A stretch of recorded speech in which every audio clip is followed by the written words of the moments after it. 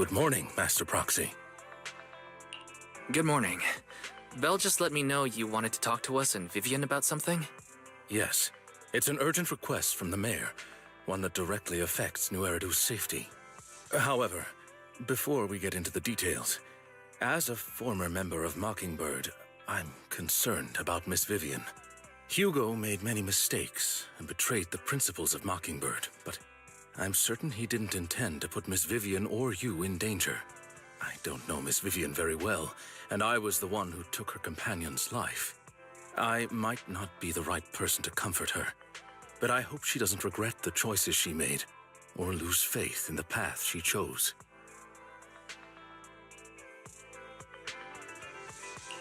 Vivian doesn't seem down at all. In fact, she's been actively gathering intel. I think she's handling this with even greater calm than I am. If you're feeling bad about what happened with Hugo, it might be a good idea to talk to Vivian directly. From what I've seen, she's not as fragile as you might think. That's reassuring to hear. I trust your judgment. You've always had a sharp eye for people. Would you mind coming in with me? I'd like to apologize to Miss Vivian in person. Sure, but just to be clear, I'm staying neutral and not picking sides. You both have your own stance on this. As a proxy, I'll do my best to help facilitate honest communication. I respect that. Thank you.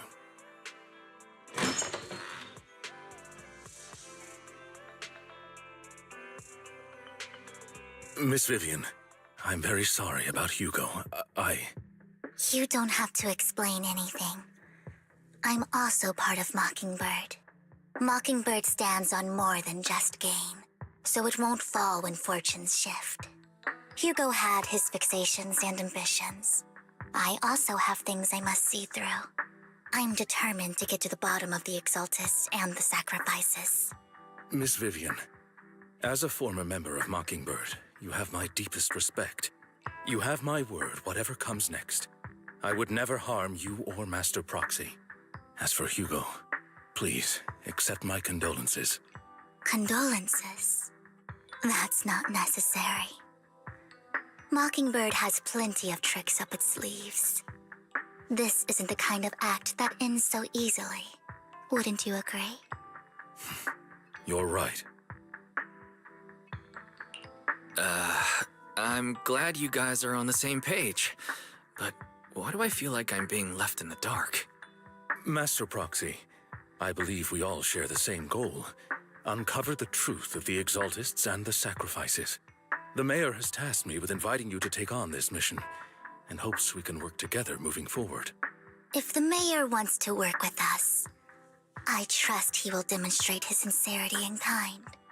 Mockingbird will not serve as a pawn for the powerful. That will never change. Of course. While the mayor cannot handle this personally, he will make sure we have all the intel and support we need.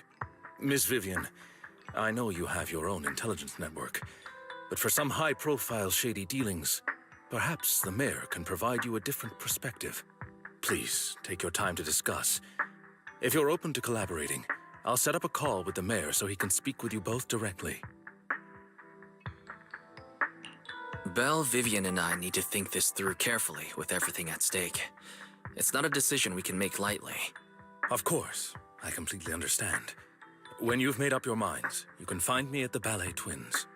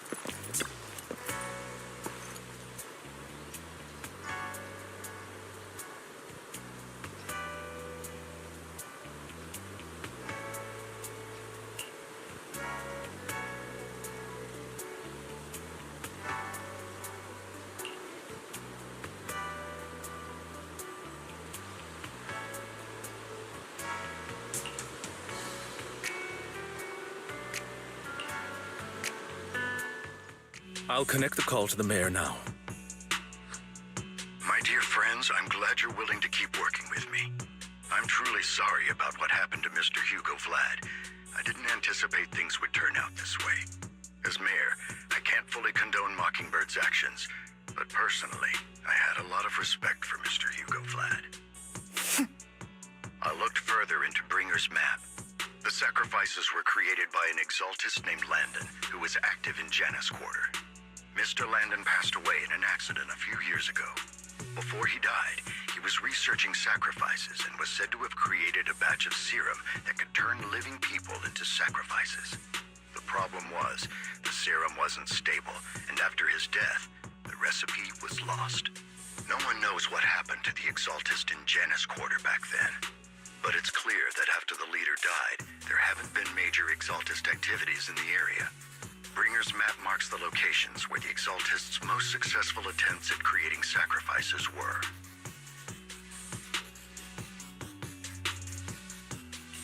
The leader of the exaltists in Janus Quarter died a few years back, and they haven't been active since. Could it be that Hartman was just acting on his own? Unfortunately, that's not the case. My sources confirmed that Hartman had been secretly in contact with someone, and they only meet inside the Hollow. Is it possible it's someone from TOPS? TOPS is a huge alliance of corporations. They wouldn't bother getting their hands dirty. Instead, they just sit back and reap the rewards. Everything Hartman is doing is to secure his place in TOPS and strengthen his power within the Ravenlock family. If my guess is correct, Hartman has gotten in touch with the remaining members of the Exaltists that used to follow Landon, helping them create new sacrifices. But what's in it for TOPS? There's no way the Exaltists would just hand over their secrets about sacrifices to Hartman, right? A sacrifice outbreak would throw the city into chaos. And that's when TOPS steps in, taking control of the situation on their terms. The public will see the mayor as incompetent, while TOPS comes off as the real protectors of the city. And when that happens, public trust will shift towards TOPS. And Mr. Mayor, you might find yourself in an unfavorable situation. Still sharp as ever, Miss Vivian. So, what exactly do we stand to gain from partnering with you? Please don't tell me you're doing this out of some noble concern for your citizens. I'm not some hero of justice, and I don't believe in lofty ideals or empty promises. We have a common enemy. While our ideologies may differ, we can work together on this. And as proof of good faith, I may not know exactly where Hartman is, but I can fan the flames over Mockingbird's death and escalate conflicts within the Ravenlock family. So it was you behind the rumors. No wonder I couldn't trace the source of the public outcry. I'm not the one who started the rumors. I just helped them spread faster after they leaked. And I pulled a few strings to make sure the story painted Mr. Hugo Vlad as a heroic figure who was unfairly persecuted. As I said before, I had a lot of respect for him, and I'd be happy to clear his name. Now let me lay out my terms for collaboration. After looking into it, I found that the dormant sacrifice you discovered wasn't the only one. There are more places where sacrifices might be lying dormant. Too many eyes are on me right now, so I can't send my own men to deal with it. I'd like to ask you to retrieve the sacrifices from those locations. I'll make sure to dispose of them once you do, so no one will be able to use them again. On top of that, I've asked a friend to help monitor your physical condition, and maybe even uncover more of your potential. Her research overlaps with your teacher's work. You don't need to worry about her capabilities. She's a Void Hunter rank special investigator. Really? A Void Hunter rank special investigator is going to be assisting us? And she's involved in our teacher's research? That's right. She's heading to Janus Quarter for some business. I wanted to set up a formal meeting, but she declined. She prefers to assess things on her own and will reach out when the time is right. She'll let you know the details then. So it looks like you both are on board with this commission and ready to help recover the sacrifices? Okay. This affects a lot of ordinary people in New Eridu. We'll do our best. I know you won't let me down. Given our positions, we might not be friends, but we're definitely not enemies. I'll leave the rest to you then. I've got to go. Goodbye.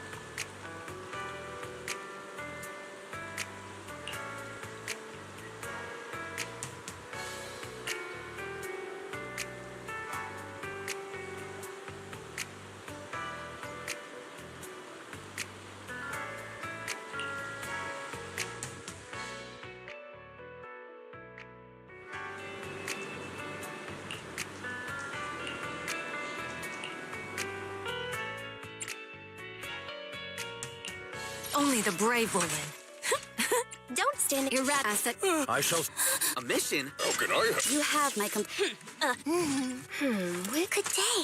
I'm at your disposal. Need some... What brings you here this time? Allow me to watch over you.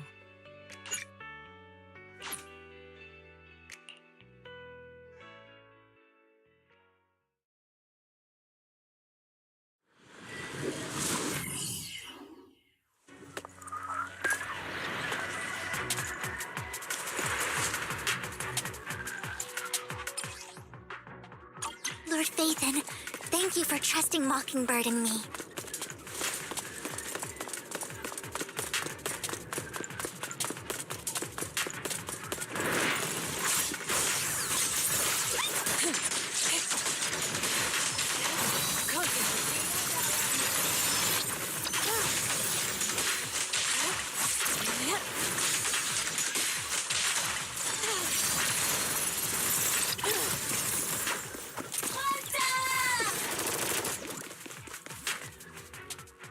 Has someone already taken the dormant sacrifice from here? Or did the Exaltus decide to relocate it? No. If these dormant sacrifices aren't handled carefully, they could awaken and turn against anyone nearby. She wouldn't risk moving them unless it was absolutely necessary. Did she realize the mayor was looking into this?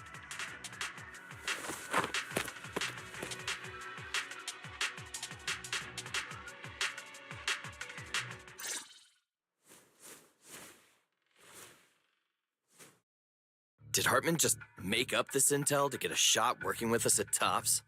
I've been walking around forever and haven't found a thing. The Ravenlocks have always been a shady bunch. No surprise they've gone downhill over the years. I heard they were pretty loaded back in the day. What kind of business did they run? No clue. On the surface, their businesses seemed legit, but who knows what was happening behind the curtain. Probably something with the sacrifices. I mean, how else would he know about the dormant ones left around here for years? And he was so sure that even if those original sacrifices didn't work out, he had a backup plan. Backup plan? What could that be? Well, that's beyond me. I just happened to overhear something while I was next to Mr. Edmund one day. What's Tops planning to do with all these sacrifices, huh? For research? Do you think we'll ever have a normal life in the Hollows? Don't ask questions you shouldn't be asking. All right. There's nothing here anyway. Let's leave the Hollow and report back on what we found. And we'll make it just in time to clock out for the fieldwork shift. Let's get out of here first.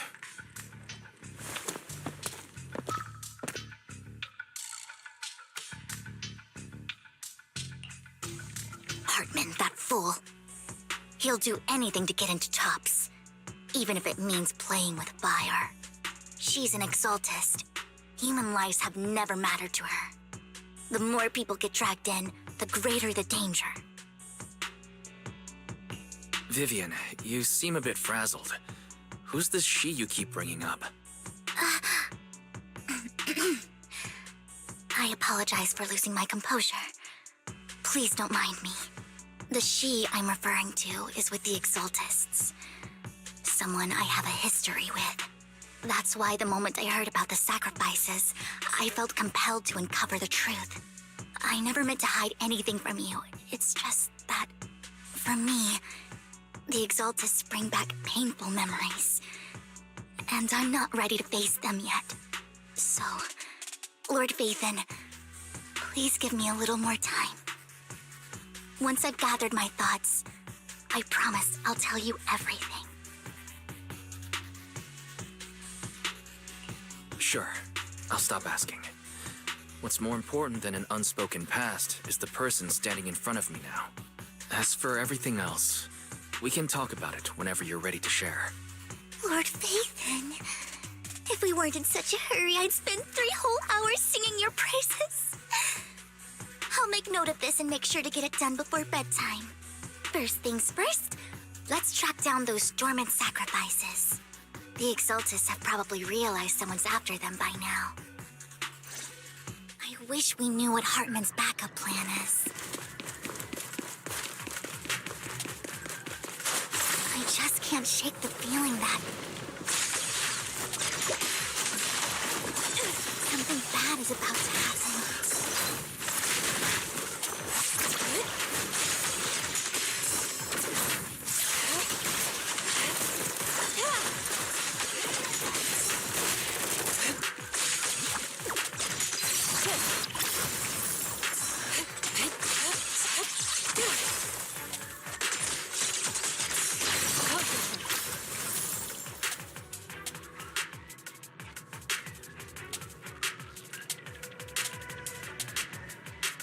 Hugo may have done terrible things, but he had his reasons. To the skies! Mockingbird might be seen as the bad guys by a lot of people, but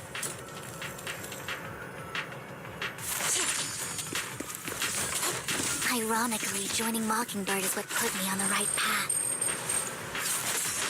Cycle of yin and yang. For the first time, I'm needed for more than just my curse. Mockingbird. Nothing here either.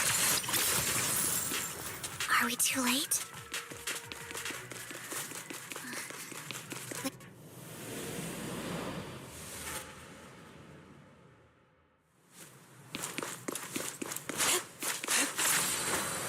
Soar with the wind. I knew it was you, Vivian. Camille, what are you doing here, sis? Are you destroying the dormant sacrifice? Vivian, don't call me sis. I'm not your sister. Are you trying to stop the Exaltists? I never left the Exaltists. You know what Landon did back then. Lord Landon did it for the Creator. His methods may have been extreme, but they were necessary. Back then, you walked away. You should do the same now. We didn't meet today. Take your friends and leave. What's wrong? Are you being forced into this? I can help you. Help me? Like how you helped her? Vivian, you're crying. You see me, don't you? No, You haven't changed a bit, Vivian. No need to hide your tears. I know exactly what's ahead for me. You've made your choice, and I've made mine. One last piece of advice. Stay out of this. She loathes you. I won't tell her we met today. Don't show yourself around us again. Camille!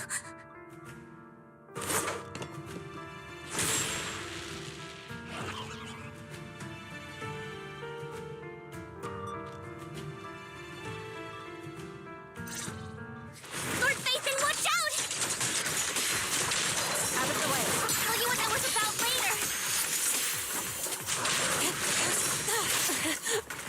Let's take care of the ethereals first.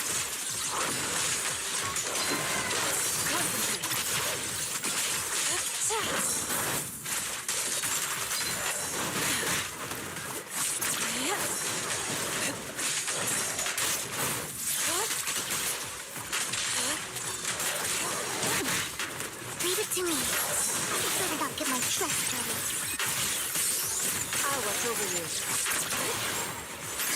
Out of my sight. Get still.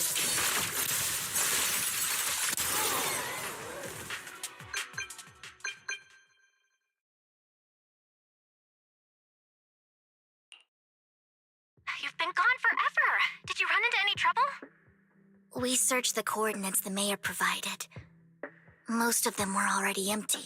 No dormant sacrifices. Camille, the Exaltists have been actively destroying the dormant sacrifices. Why would the Exaltists go after the sacrifices? I saw it too, but I can't figure out why the Exaltists would do this. And one of them is someone I once knew. I thought she would leave the Exaltists after Landon's death, but she stayed. Wait, what did I miss? Why do you know so much about the Exaltists, Vivian? When I was a child, I stayed with the Exaltists for a while. Back then, Landon was one of the most respected figures among the Exaltists in this region. A lot happened, and after Landon died, I left. I can't turn a blind eye to the sacrifices. I know all too well how many lives have been lost bringing them into existence. Ever since I learned a sacrifice had appeared in Janus Quarter, I haven't been able to stop worrying. I won't let history repeat itself. That's why I asked Hugo to investigate, starting with the Sacrifice Corps. Vivian. Please stop. I'm not looking for comfort. I'm just recounting the story for you to understand the situation. We've got bigger things to focus on. But when I do need comforting, I'll come straight to you. I hope you'll make time for me, Lord Vathan. Just so you know, I'm not the easiest to console. Absolutely. If you're feeling down, we'll be here for you. Okay. Back to the matter at hand. That conversation between those two TOPS employees back in the Hollow is still bothering me. They said Hartman had a backup plan, and that got me thinking about some news that was quietly swept under the rug. Lately, there have been mining accidents in Ravenlock-controlled areas. Many workers have died. The families were paid off with huge settlements, way more than usual. No protests, no controversy, and the issue was buried.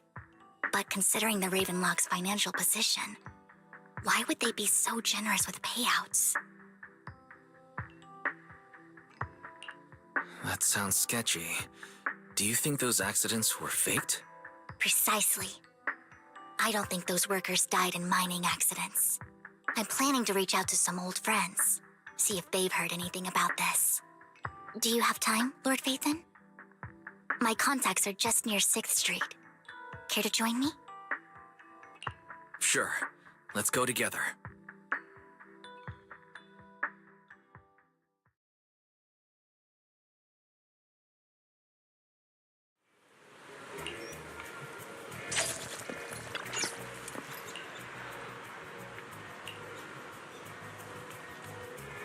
An old friend of mine said she has some new intel.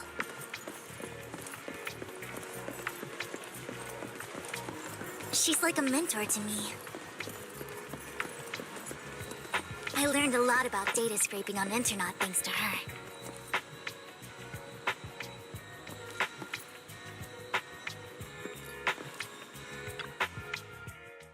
Rain! Long time no see.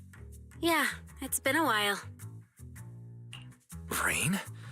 So you're the old friend Vivian was talking about. Yeah, Phaethon. Long time no see. Rain, you actually know that Lord Phaethon is Lord Phaethon? No, I mean, you actually know Wise is Lord Phaethon. I didn't know right away. One time, I needed a favor from Nicole. I only found out after meeting them. I mean, who would expect a legendary proxy to be running a video store for a living? Oh, by the way, your idol... Rain, let's not bring up old stuff. Lord Phaethon wouldn't be interested in that. Why are you all tense? Right, Lord Phaethon lives on 6th Street too and might know your idol. Remember when you traced that post on Internaut to 6th Street and actually went to check it out? And you came back all bummed, spouting nonsense. Like there was only a black cat at the location, and maybe your idol is actually a talking cat. Or something like that. I think I know that black cat. It hangs around our shop now. Lord Phaethon, please, let's drop this topic. Come on, Vivian. It's been years and you still won't say who your idol is. If you'd just let me, I'd have tracked them down ages ago. I get it. You want to find the person who's important to you on your own. But you've tried so hard already. It's okay to lean on me a little, you know. I'm sure your idol won't hold it against you. I shouldn't have come to see you. Huh? What's wrong? Rain, Vivian said you might have some intel for us. Should we get into that first?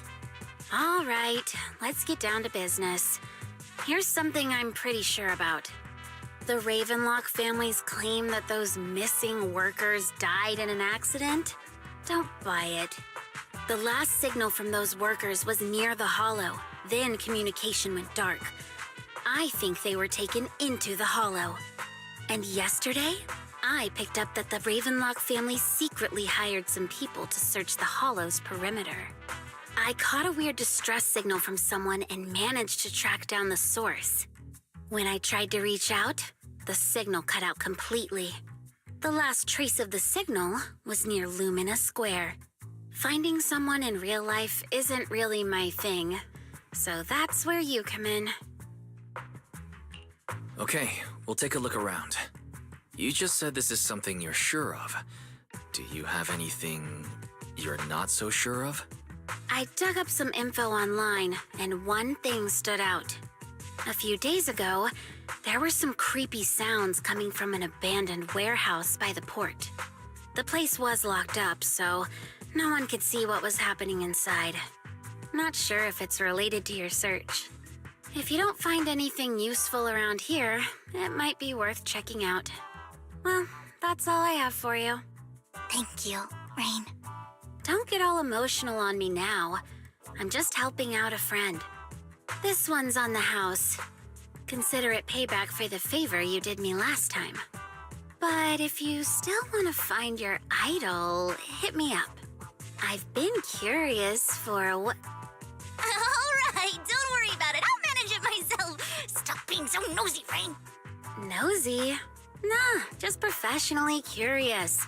What kind of person is worth all this searching, huh? But honestly, whoever they are in real life, they've become a part of you.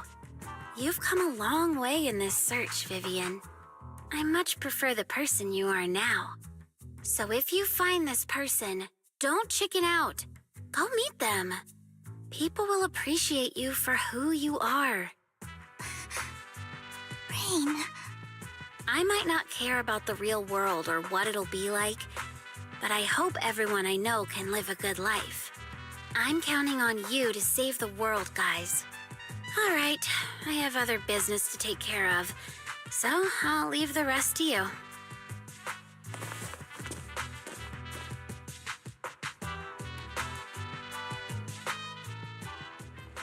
Lord Phaethon, please pay no mind to what Rain said.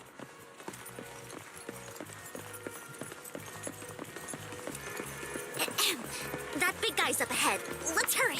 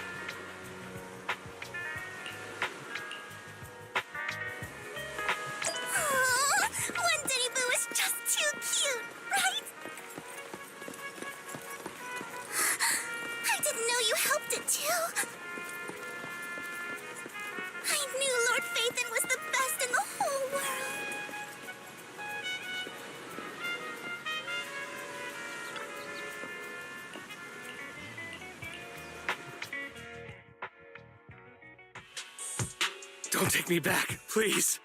I was wrong. I know I messed up. I don't want your money anymore. Please, no. Calm down. Who are you? I won't say anything. Just let me go. I don't know anything. I swear, I know nothing. We are not PubSec, the HIA, or the Ravenlock family. We won't force you into anything. There's no need to be afraid. What do you want from me then? We simply want to know where the Ravenlock family took you and what they made you do. I can't say. I can't tell you. I have a family. They'll hurt them. You never saw me. Please, just stop asking. Don't you wish to see your family? I don't deserve to see them. It's my fault. I was greedy. I did this to myself. But your family must miss you dearly. I'm sure they won't blame you. No, it's my fault. It's all on me. I don't want to drag them into this. If the whole ship is sinking, no one on board can escape. I'm just a nobody. And right now, there's nothing I can do to change anything. If you care about your family and friends, now is your chance to stop the disaster before it's too late. Even a butterfly flapping its wings can send a tsunami surging across the ocean. No one knows how this will turn out. But if you do nothing now, the only thing waiting for you at the end will be regret. We're not here to turn you in, and we won't force you to confront them. You'll be safe with us. I'll help you return to your family. But you must tell us precisely what happened. Hartman offered a huge amount of money, looking for workers to go into the hollow to guard something. The money was way too good. We all kind of figured something wasn't right. I thought it was just smuggling or guarding some kind of illegal ether resources, so I signed up. After we sent in our applications, Hartman's men took us into the hollow. The first place we went, there was a strange box. When we got there, they handed us some pills, saying they'd improve our aptitude for ether, for us to last longer in the hollow. But after I took them, everything went fuzzy. Something was definitely off about those pills. When I woke up, I saw my coworkers dead in front of me. And there was blood all over my hands. They said something about me being a good experiment, moved me somewhere else, and locked me up. They wanted to inject me with something. I got scared and didn't know what was gonna happen. But then a blonde guy found me, gave me a carrot, and let me go. So I escaped. I didn't want to kill anyone. I don't know. It wasn't your fault that your coworkers died. You were just a tool in their hands. Do you remember the place they first took you? Do you know what was in that box? I only remember the first place was like a rooftop. I think it was on top of a tall building. What exactly was in that box? I can't remember. I'm not lying. Those pills they gave us, they make you hallucinate. I took just one and my mind felt like it wasn't my own. My memories turned into a blur. I'm telling the truth. I'm not trying to run from my mistakes. I just really can't remember what happened. I know you're not lying. We'll arrange for your protection. You can rest easy and recover, and your family won't be dragged into this. Once this is all over, you will be able to reunite with them.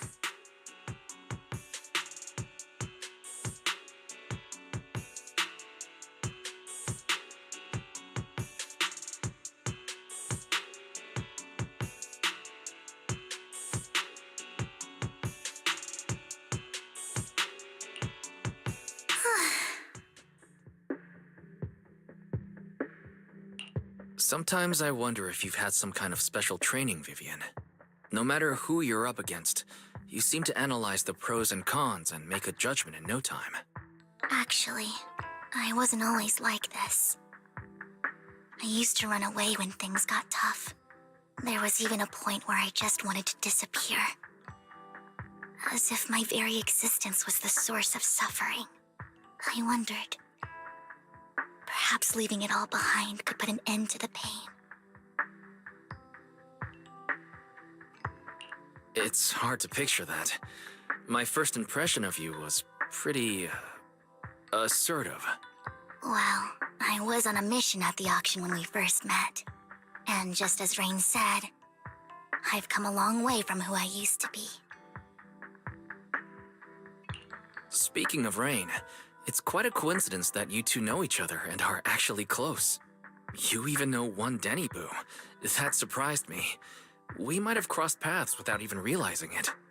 Enough about me. Tell me more about you, Lord Phaethon.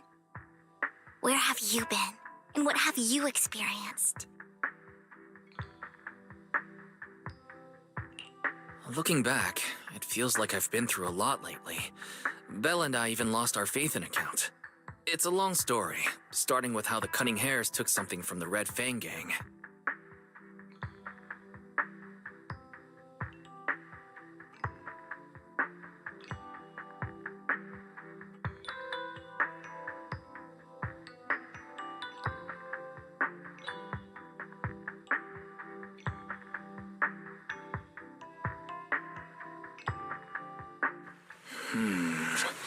It should be around this area. Belle told me there's a highly rated store here.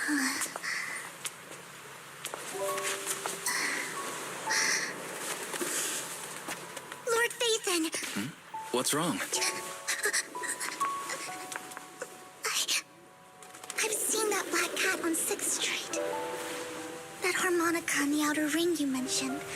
I've heard it before, too. I've even been to the monument outside Hollow Zero. But none of that was a coincidence. It was me.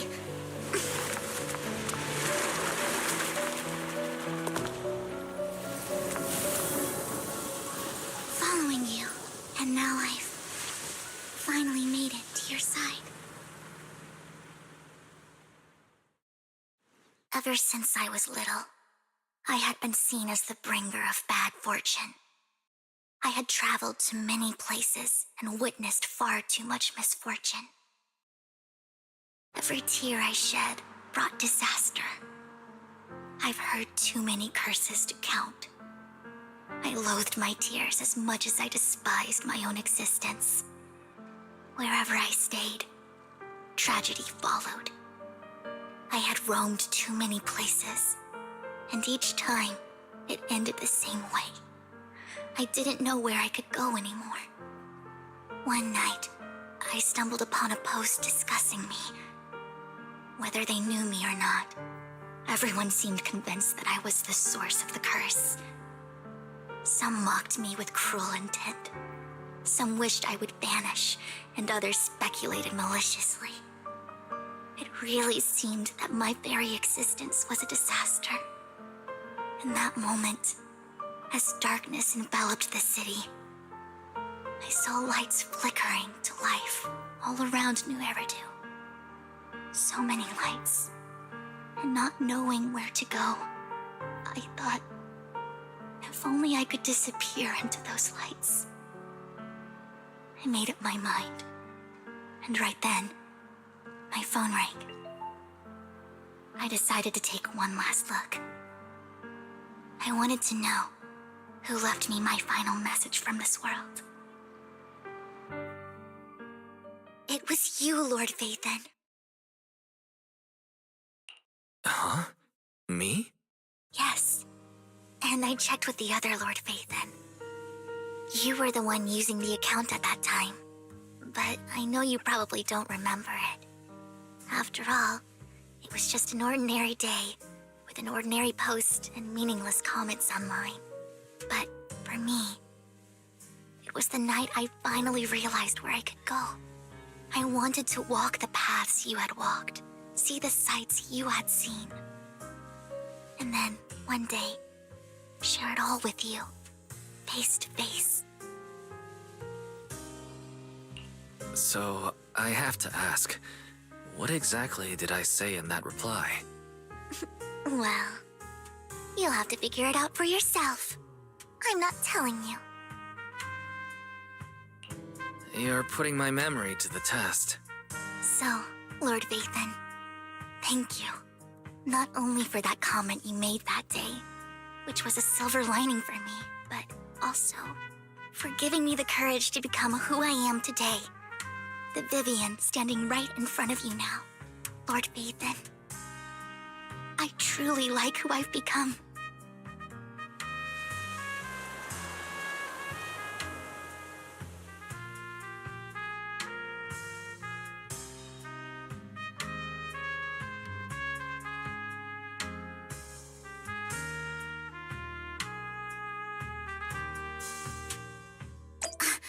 Lycon just sent a message.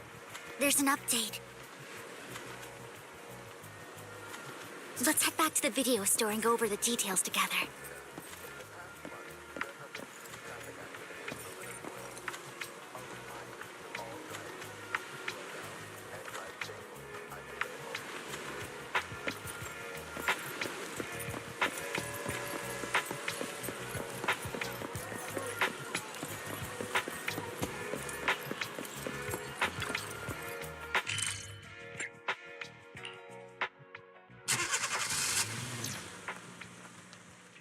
You're back.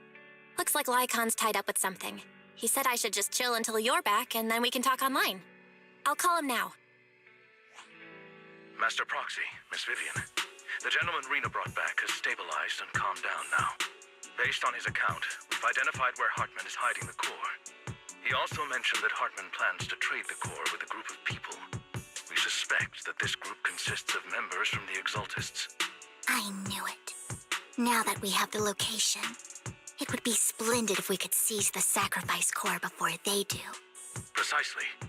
We hope you can head to the location as soon as possible to secure the sacrifice core. All right, we'll get there right away.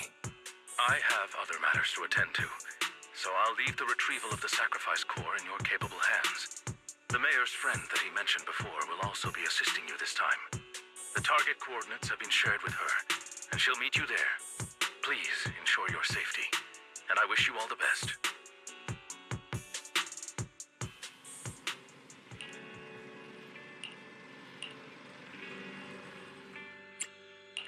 We hiding? Take him, stand your rep. Need something? I can help you ward off misfortune and disaster.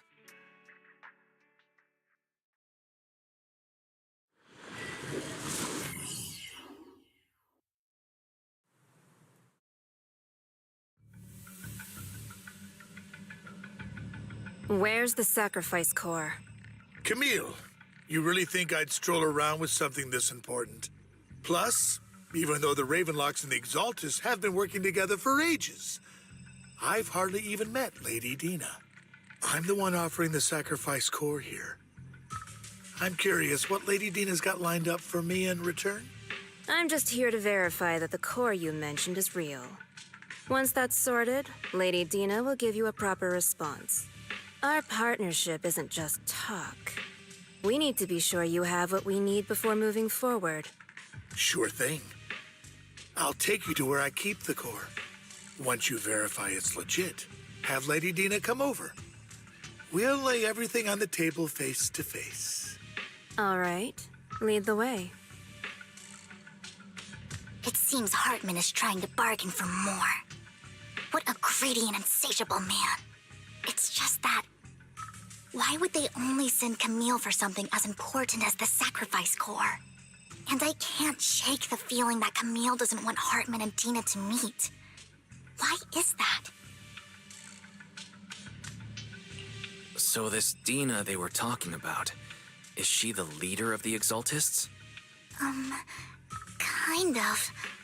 Lord Vathan, I really think we should hurry. We must get to where Hartman keeps the core before anyone else does. I've mapped out a shorter route, but there will be ethereals along the way. I'll leave the fighting to you, Vivian. Don't worry, Lord Vathan. You're in capable hands. I'll ensure... Don't touch me. Ethereals! Stay away from Lord Vathan!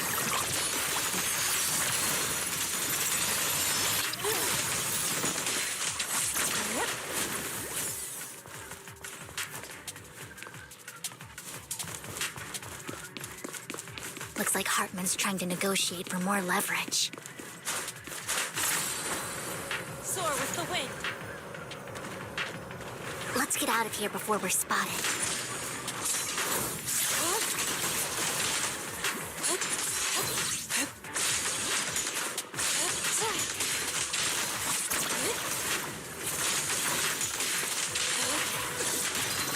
Let's keep moving, Lord Phaethon.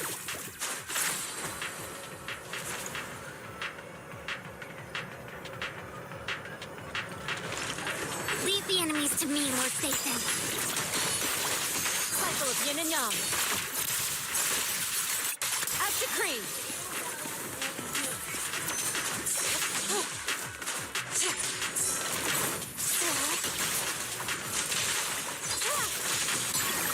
Let's make this quick.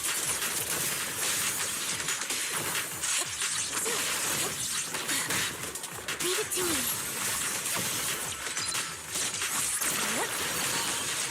They're still over there. Looks like they're arguing. To the skies.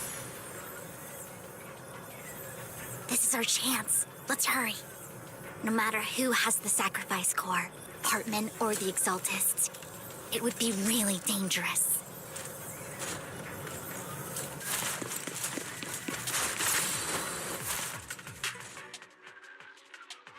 Hand over what's in the box. Or we do this the hard way.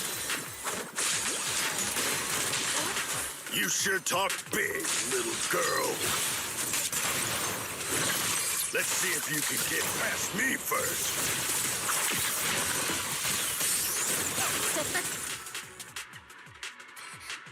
Lord Phaethon, the box is empty.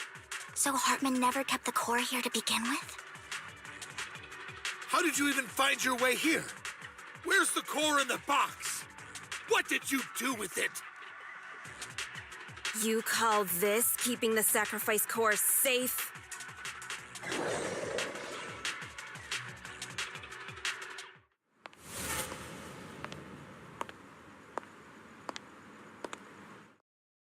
Vivian, it's been ages. Dina! Oh my, you actually remember me. So sweet. Look at you, thriving. I thought you'd totally forgotten about our past.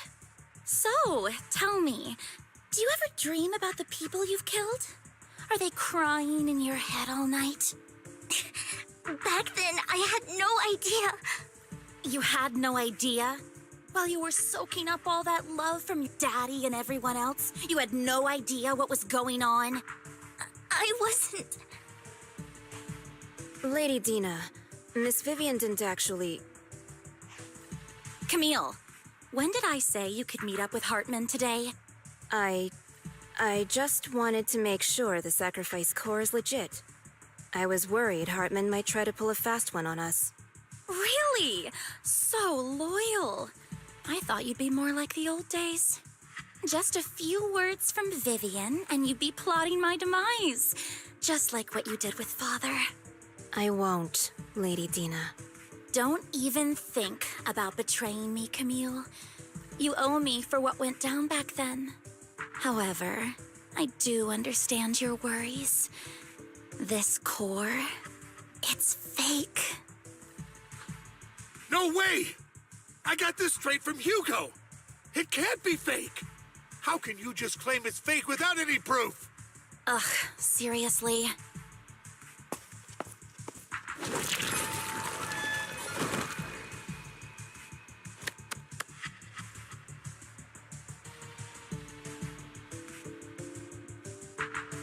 The sacrifice core can max out the ether particles within human bodies in no time at all.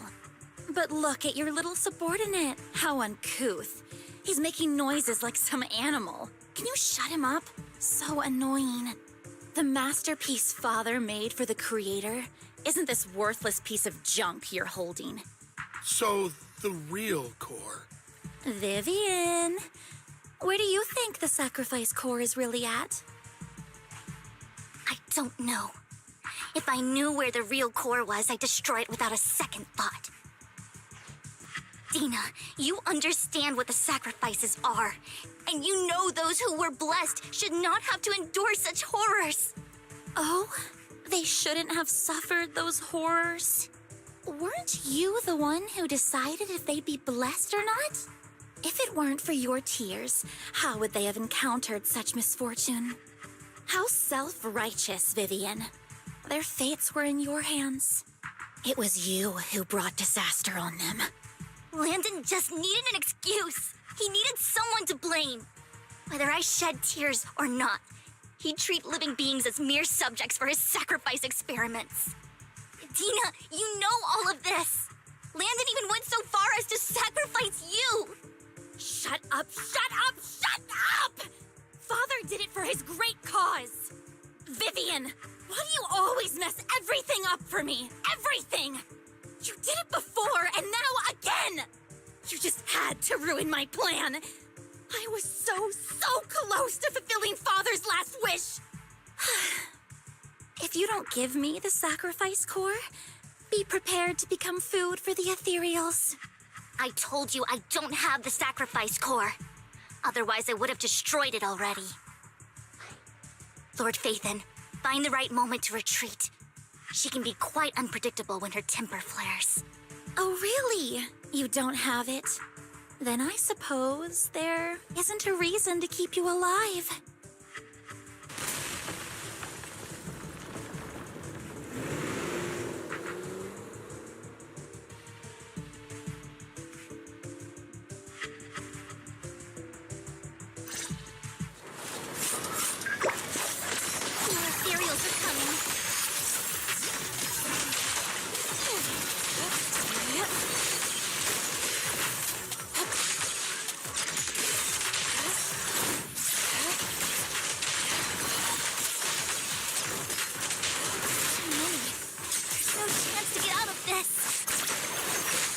Look out.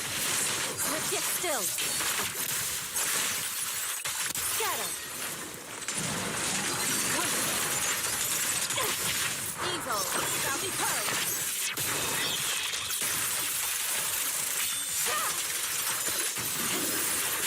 She and mind at one.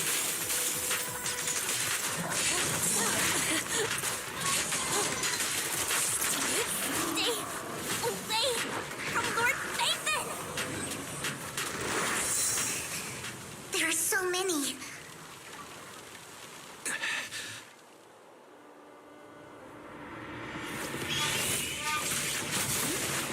It's ink.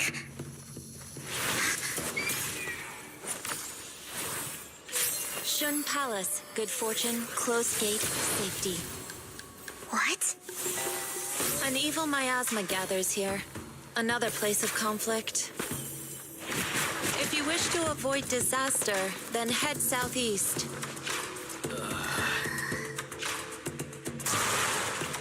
Now! Thank you.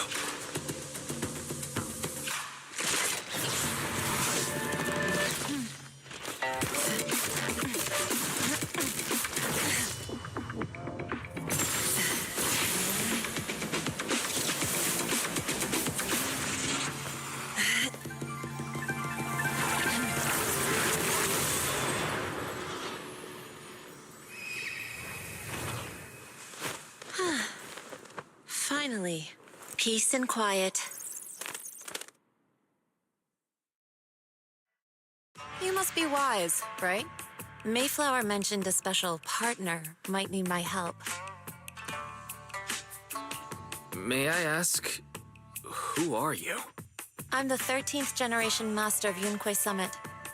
You can call me Yixuan. Mayflower passed along your info, and I was curious what kind of person you are, so I came to see. At first, I thought it might be a hassle, but your energy feels really calming. Quite nice, actually. So, you're the investigator the mayor mentioned. Yes. He also asked me to be your temporary teacher and offer you a bit of guidance. Guidance? What does that mean exactly? Unfortunately, this isn't the right time or place to talk.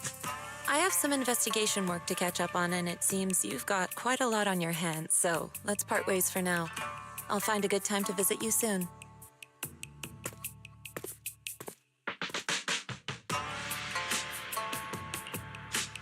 I'm so sorry, Lord Vathan. I'm just not feeling very well. I think I'll head back for now. I'll investigate the sacrifice core and reach out once I find something. You don't look so great. Let's get out of here and figure things out later.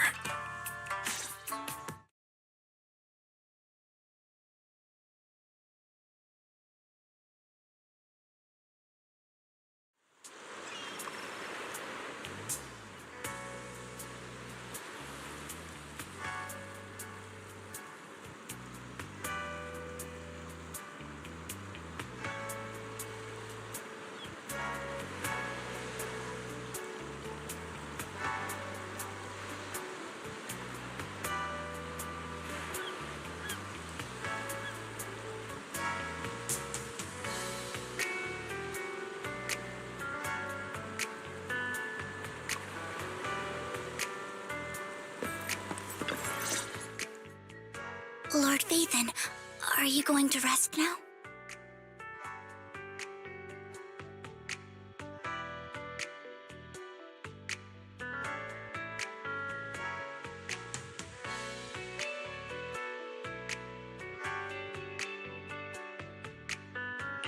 I can head back later, Vivian. You seem a bit off since we left the Hollow. If you want to talk about what's bothering you, I'm here. Sometimes it helps to get it out. I didn't mean to keep my past from you, Lord Vathan. When I was little, people thought I brought misfortune, so no matter where I went, no one wanted me around for long. Then, one day, Landon adopted me and brought me to the Exaltists. There, I met Dina, who was so kind to me, treating me like a dear sister. She told me her father, Landon, was a great man who'd one day make everyone stop fearing the Hollows, so all life could live freely inside and outside of them. Dina helped Landon pick people for the blessing, and everyone in the Exaltists respected her greatly. Those who received the blessing would have a better ether aptitude, allowing them to enter the Hollow freely without fear of sudden disaster. Back then, Dina would chat with me every day, always about the Exaltists and her father. But things between us shifted when Landon asked me to step in for Dina. Landon told me I didn't only bring misfortune, and that if I listened to him, I could actually help people. After that, he'd take me to meet people, and if I shed tears, he'd give them a blessing medicine. Those who got the blessing could dodge calamities. At first, I was ecstatic, thinking I could help others. I shared my joy with Dina, but that was when she started to pull away from me.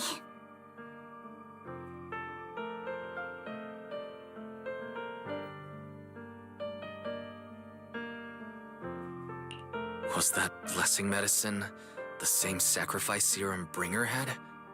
Yes, to be precise, it was an early version of the sacrifice serum.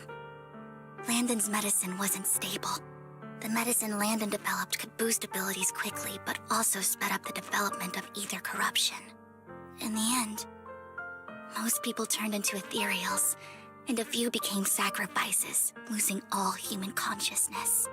The ethereals were killed while the sacrifices were given to the higher-ups of the Exaltists. The Exaltists wanted the sacrifices to hold human consciousness, so Landon's medicine was seen as a failure, and he gradually lost influence within the Exaltists. One day, I saw Dina, and tears streamed down my face. In a bid to save his reputation, Landon decided to let his own daughter receive the blessing. I had always thought that getting the blessing was a good thing, until I saw terror in Dina's eyes that day. That evening, I broke Landon's rules for the first time and followed him out of the Exaltist's residence. I trailed him to the Hollow, where I witnessed someone who had been blessed becoming corrupted. In the end, that person became an ethereal. Then, without hesitation, Landon killed him. Before Landon returned, I went back to the residence and snuck into his study. And there, I uncovered the truths I just told you. And just a few days later, It was time for Dina to be blessed. I wanted to save her and stop anyone else from getting deceived. So, that day, I told everyone present that Landon should be the one to receive the blessing, not Dina. At first, Landon argued, and no one believed me. But, in front of them all, I looked at him and let my tears fall.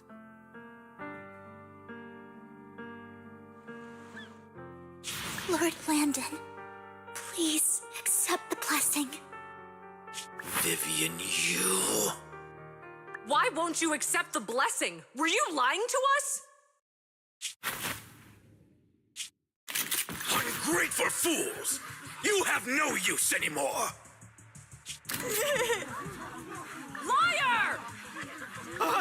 Run! Dina! Dina, wake up! We have to go! Vivian, what's happening? Listen to me. Lord Landon's so-called blessing isn't...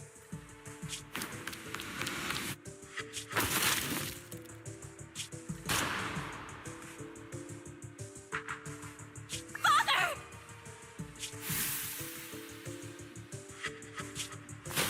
No, I was just... Mom, I want to go home. It's got nothing to do with us. This is just what happens when you don't accept the blessing. Vivian, was this you? Dina, I just didn't want you to accept the blessing. Everyone who does ends up... I just don't want to lose my father. You knew? If you knew what he's done, you... He's my father. He's all I have. Stop being self-righteous, Vivian. You only ever bring misfortune.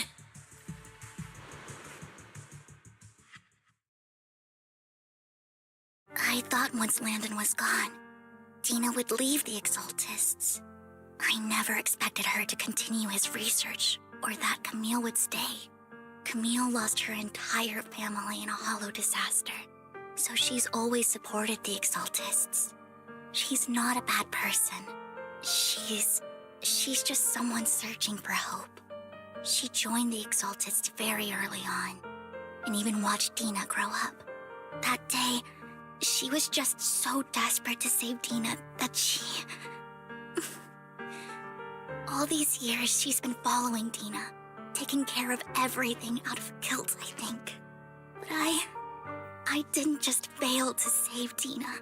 I trapped her. I see misfortune approaching, but I can never change its course or avoid the bad ending. Maybe I really am a bringer of misfortune.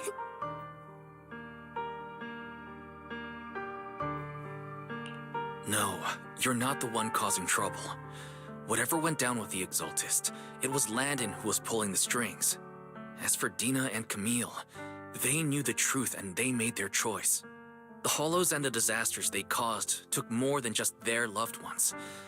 Not all survivors cling to obsession and hatred like those two do. Lord Phaethon. You need to believe in yourself, Vivian. From what I can see, you're handling this sacrifice crisis pretty well on your own. Besides, you told me you really like who you've become. I hope that you can believe in that, at the very least. Yes, that'll always be true. Thank you for listening to my story today. Years have gone by, but I've never had the courage to face all this. Maybe Dina and I were meant to meet today, so I could finally spill it all out. It lightens my heart a little. Lord Phaethon, you truly are a wonderful listener. Not just today. Whenever you're feeling down, know that I'm here for you. I will. It's been such a long day. You must be exhausted. I'll track down the location of the sacrifice core and let you know what I find. Good night, Lord Phaethon.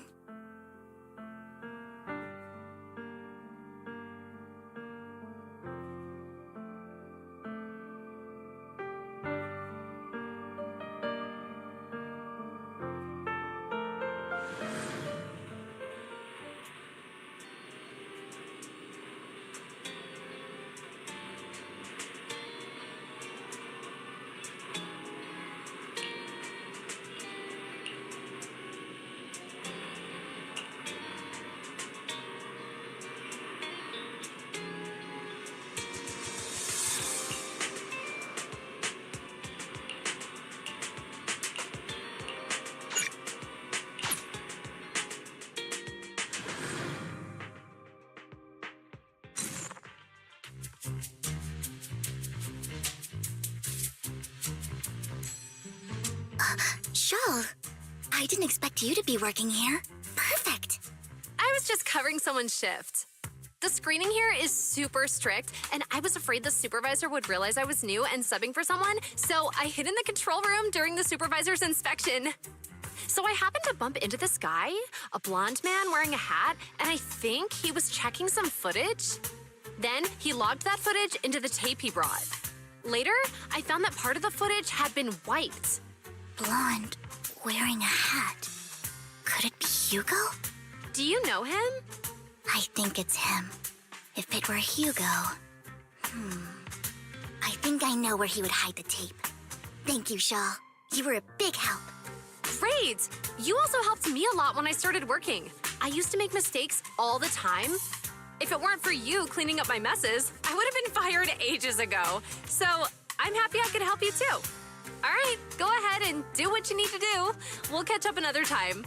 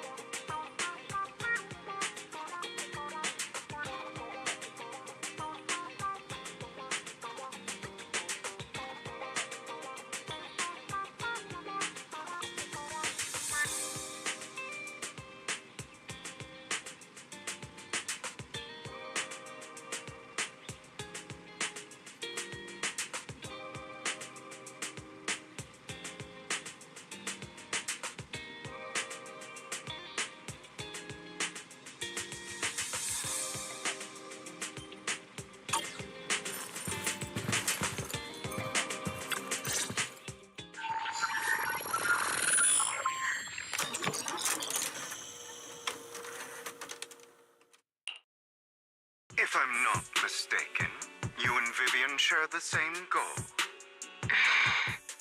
Silence is no good for negotiation. I just don't want Dina to reach a point of no return. Hasn't she already reached that point with what she's doing? The formula for the Landon serum was lost, but a batch survived, and Dina was able to develop a substance that can be used for mind control. She's trying to combine the two to make sacrifices that would obey human commands. If the dormant sacrifice and the remaining Landon serum are destroyed, we can put an end to this. Dina's concoction can't create sacrifices on its own. And the sacrifice core? That belongs to the creator, not her.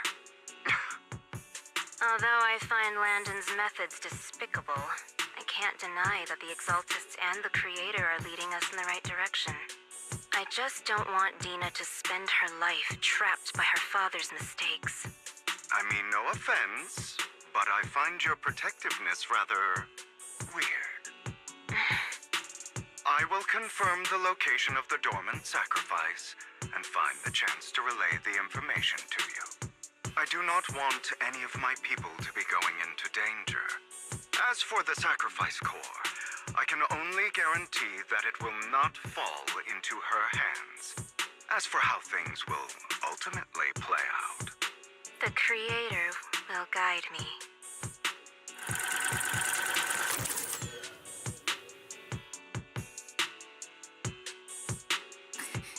Camille was actually destroying the dormant sacrifice? Compared to Camille's motives, I'm more concerned about whether Hugo has more plans lined up. Hugo... Wise, Lycon just sent a message saying he's got something urgent that he needs to talk to us about now. All right, let's patch him in. Master Proxy, I apologize for disturbing you. We have just learned that the Ravenlock family will host a banquet tonight. This banquet is rather special, as they're allowing members of their family to invite business partners to attend. With Hartman at the center of controversy, there are many members of the family who are eager to use this opportunity to replace him.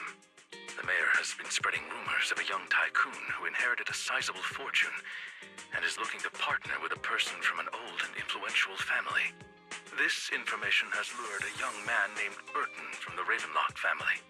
So, you want me to pose as this tycoon and use Burton to infiltrate the banquet? Correct. And Hartman's study is also located within the venue. I see. Hartman's study might hold valuable information. It seems like there's nothing left for me to do.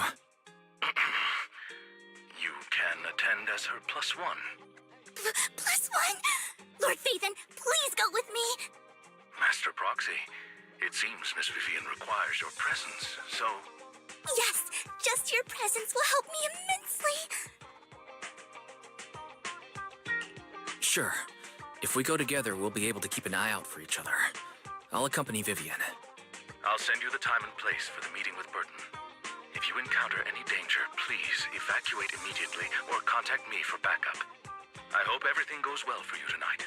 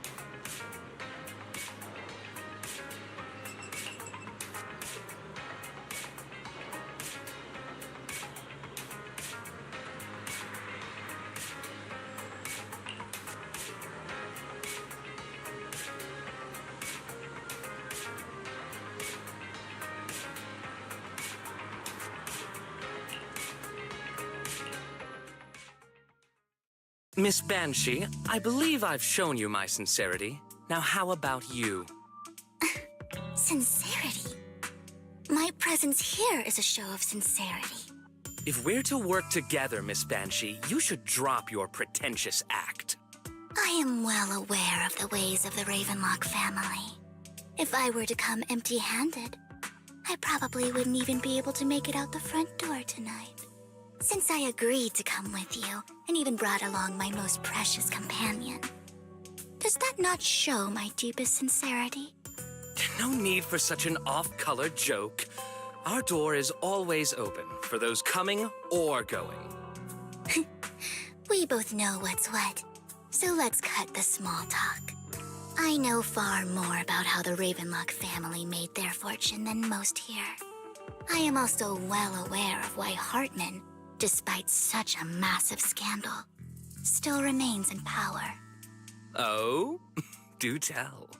Exaltists, blessing, sacrifice, Landon. Where would you like me to start? How did you know that? No, who are you? Don't be so tense. If I'm not mistaken, it's about time the banquet began. My companion and I are practically famished. Is this how you treat your guests? By letting them starve? Perhaps when we've had our fill, we'll remember where the sacrifice is hidden. You know where the sacrifice is? So, can we go get something to eat now? And I'm also looking forward to receiving a special dessert from you. We can discuss what you wish to know while we enjoy dessert. Of course. I wouldn't let such an important guest discuss matters on an empty stomach. As for dessert, I will prepare it myself, and I guarantee it will satisfy you. I'll come find you later. I wish you a pleasant evening.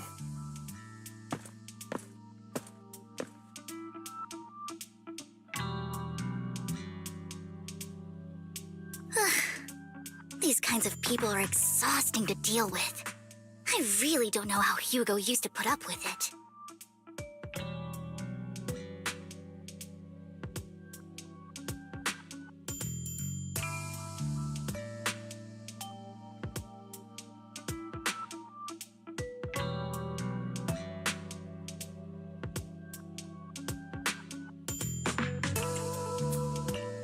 You always manage to surprise me. You sent him off with just a few words.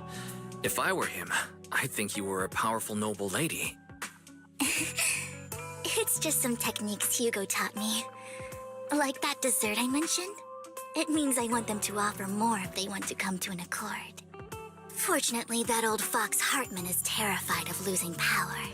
He's definitely keeping the destruction of the sacrifice and the fact that the sacrifice core is fake hidden from the other family members.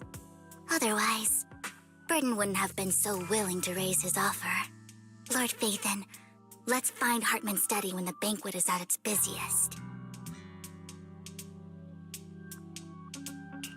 All right. I've already taken note of the surrounding terrain. Once more people arrive, we'll enter the garden through the door in the corner of the banquet hall. Wherever you go, I'll follow, Lord Phaethon.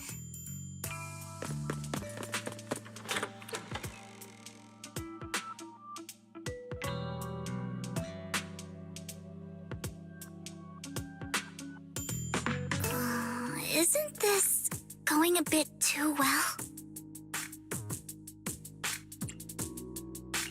The security outside of the manor is really strict, but maybe it's more lax on the inside? Just in case, though, let's contact Lycon. Right. Having some backup would be safer. Let's check Hartman's recent correspondences for clues.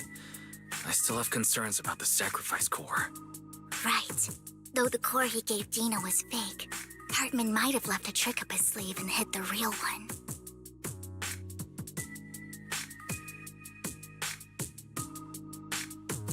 Then let's split up.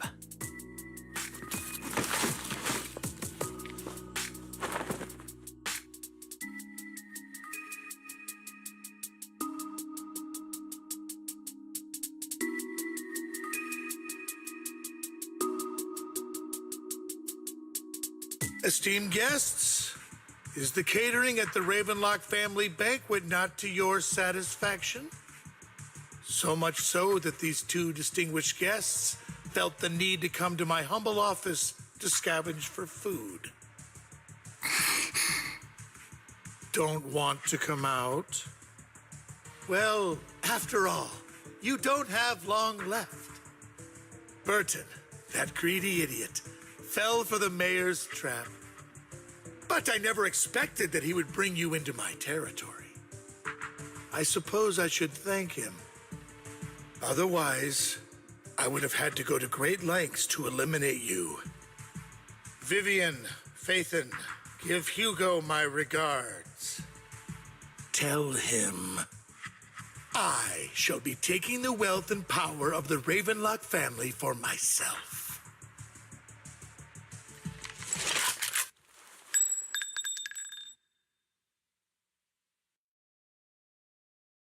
The bullet? How? Dear Uncle, why must we be so distant with one another? You can just tell me what you want to say directly. Hugo! Impossible! You're... Uncle, you must know a Ravenlock will never stop until they get what they want. Did you really think I would be defeated so soon, when I have yet to trample you into the dirt? You filthy bastard! You only know how to resort to these petty tricks! Petty tricks?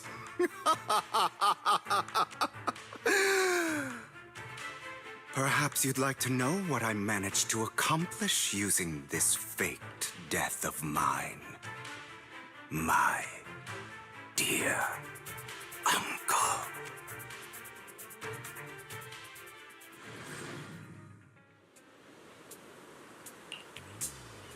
Faking my own death. Hope it's all worth the theatrics in the end. It was just to keep Hartman off my back, but maybe I went a little overboard. The manager must be pretty shaken up. I should apologize at some point.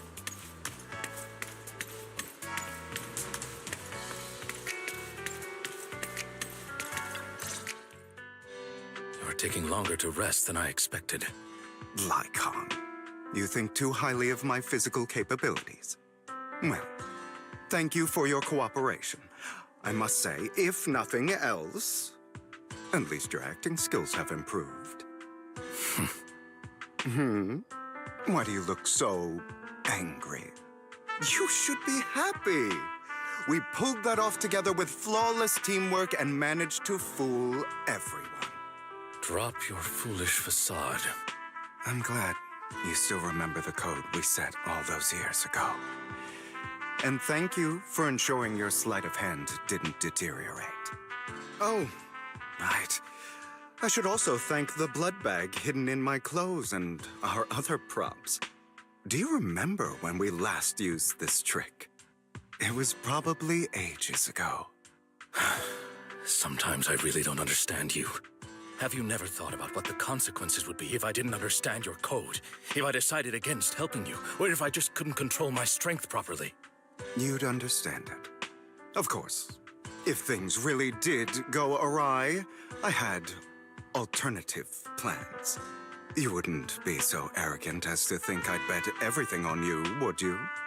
You're insane. Aw, I'm flattered. So what exactly is the purpose behind all this?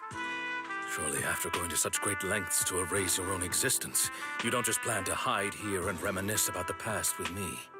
Don't try to brush this off. I've already helped you enact your plan. Tell me the truth. Don't get your tail in a twist. I have more plans that require your assistance, so naturally I would not hide anything from you. Simply put, as things stand, whether as Hugo Vlad or as Mockingbird, I am doomed to die. Seems you've made quite a few enemies. As a member of the Ravenlock family, I negotiated with Edmund and managed to obtain resources from Tops for my future plans. I also confirmed what attitude they held toward your master, the Mayflower family. Meanwhile, I used my identity in Mockingbird to strike a deal with Hartman and gather information on their collaboration with the remnants of the Exaltists. That's where I got my intel on what Bringer left. Oh, by the way, the crime declaration letter that your dear mayor received, that was also sent by yours truly.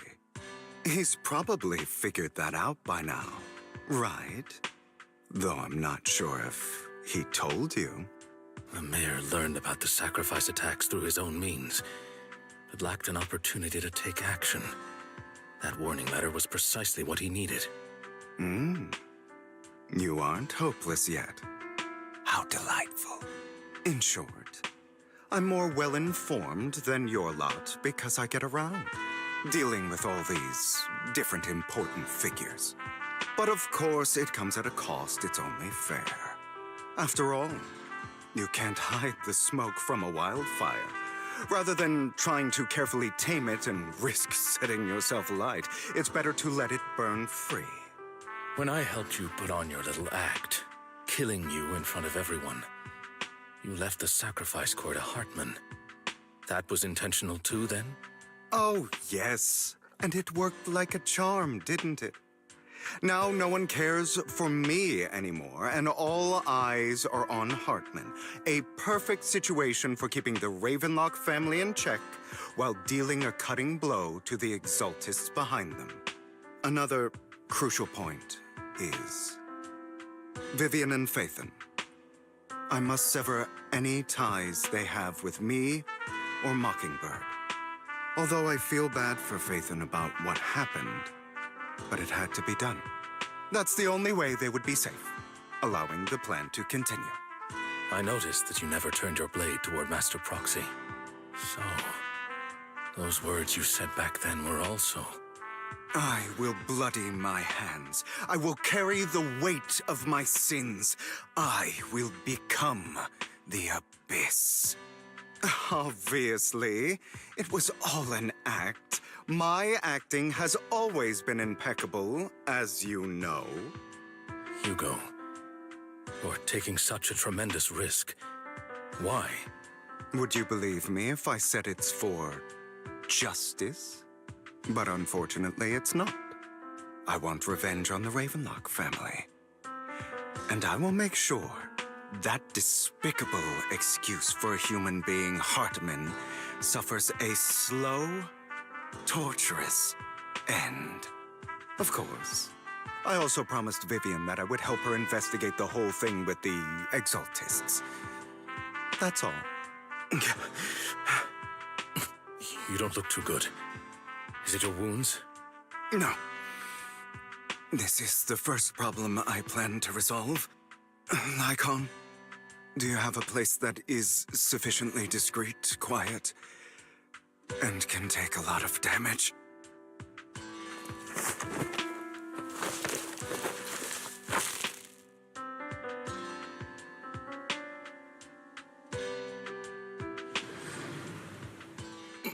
What exactly are you doing? Don't look at me like that. If I didn't have to do this, I wouldn't. Hartman recently obtained a bizarre substance, most likely from those crazy Exaltists. After use, it allows control of the victim's mind, to some extent.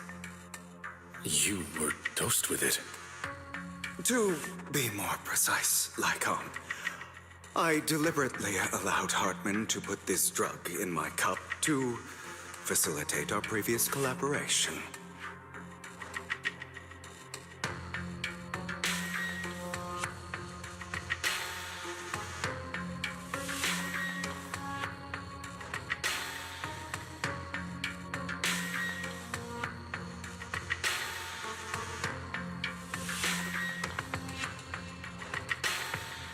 After finding out about it, I quickly found someone to help analyze its composition. The good news is he gave me a very low dosage, perhaps because he was afraid I might notice. There's a different medication that can delay its onset, preventing me from actually being under his control. I simply need to put on a show in front of my dear uncle. The bad news is that currently there is no antidote. When I delay those effects, however, they will accumulate and erupt when my body reaches its limit. It may even break my mind. And that's exactly what's happening now. I need to endure those accumulated consequences. So, I will lock myself in this room for however long that takes. I've tied my limbs to prevent me from smashing this place or accidentally hurting myself. Anyway, after you leave, do not open this door, no matter what you hear. I recommend seeking professional medical assistance. This is advice I received from a doctor. Or are you saying you don't believe I can make it? So, Icon, come find me here at the scheduled time. All you need to do is smile and await my victory. What if I want to stop you? You know you won't succeed. You never have. And you never will. Well, time is short. Let's begin. I understand. Don't die, you stupid bastard.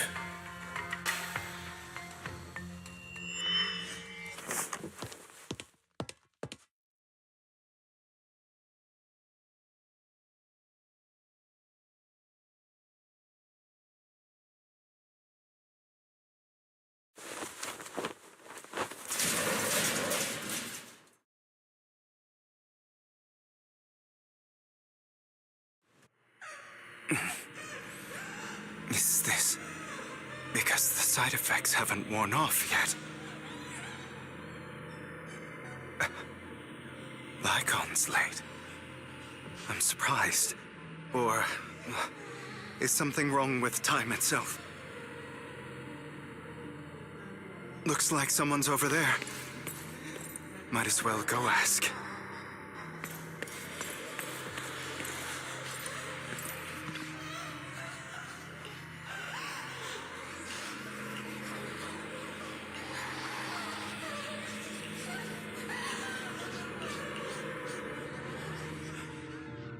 All your fault.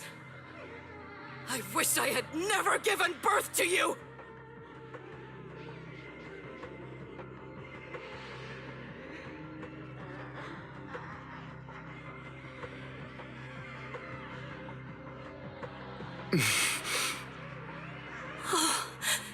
Everything will get better if you just die, right? If you die, he'll come back. We'll have another, more perfect child. One who will inherit the Ravenlock family bloodline. Then, I'll be able to escape this pain. So, Hugo, for the sake of Mommy's happiness, just die, okay?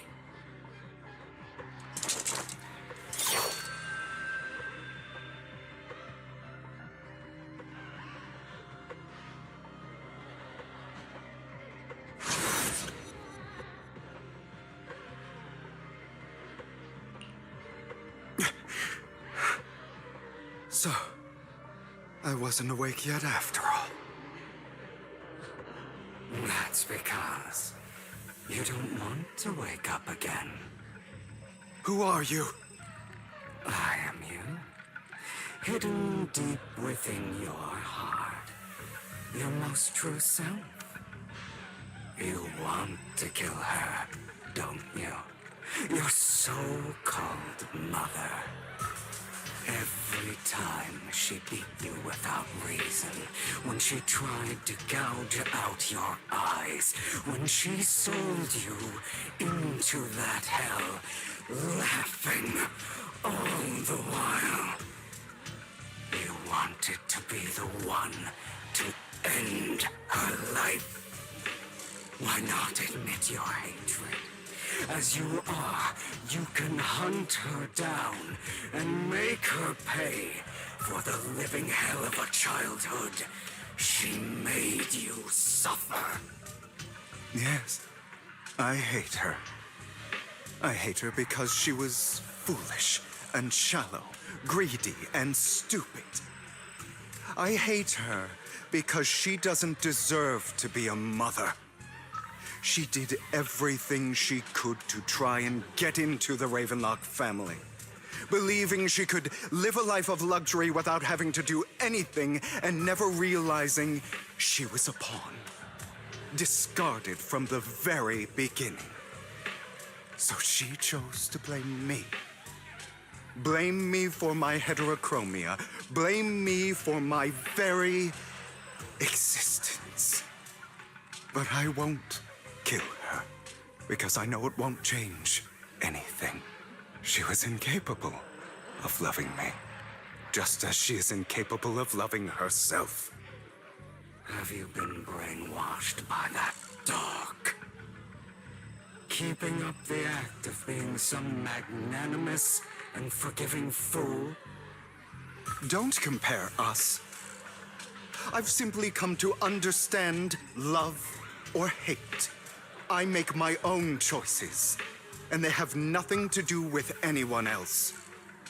She sold you to the Ravenlock family for a huge sum of money. She used that money to start a new life without you. While she was indulging herself, you were going through hell in the Ravenlock Manor. Does it not torment you? Do you not feel the hatred? Do you not want to demand answers? Kill her. Only by killing her can you be truly free. For a long time, I thought the same way. But now, well, I want to make a different choice. Stop lying to yourself. You never had a choice. This weak-minded thinking will only lead you to failure. Like before, you'll be nothing but a worm, trampled into the dirt by those so-called elites. Do you still not get it? This is how the world is, and always has been. Hesitate and you'll be the victim. If you don't grab your knife first, you'll end up being on the other end of the blade. If you want to change anything, you must first become the one who makes the rules. Just like that woman. The only reason she could treat us that way was because we were weak. So listen to me. Find that woman, kill her, and prove to this world your strength. It's what she deserves. Why forgive them? They don't deserve it. I'm not forgiving them. Or rather, I don't care about them. They don't even matter, at least not yet. You know, perhaps the person I hate the most, the one I truly cannot forgive, has never been someone else, but rather my weak, powerless past self who could do nothing but hide inside a closet and cry. I hate myself for having neither the strength nor the courage to resist. I hate myself for begging for so-called familial love, even after being treated so terribly. I hate that despite the pain of my wounds, I still hope to receive the carrot and not the stick. And that me is you, correct? So, I forgive you. I forgive myself. You'll regret this, fool. Your pretty words mean nothing. You will ultimately return here to me.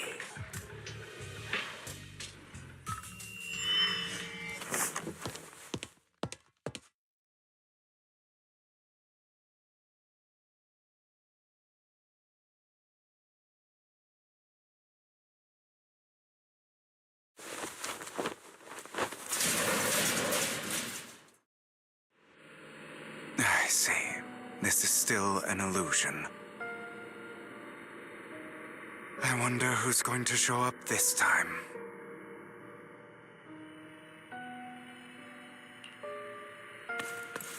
Brother!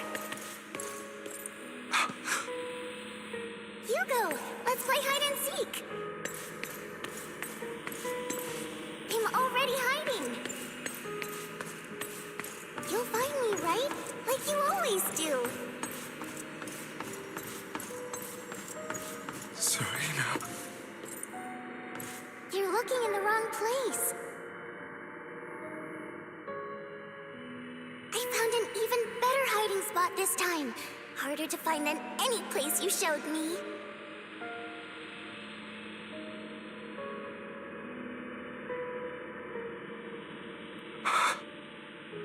Hey, Hugo. Do you ever wonder why I had to die? It was because of me.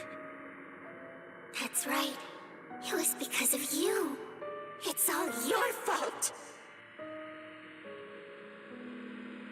If only you didn't exist, I wouldn't have had to suffer.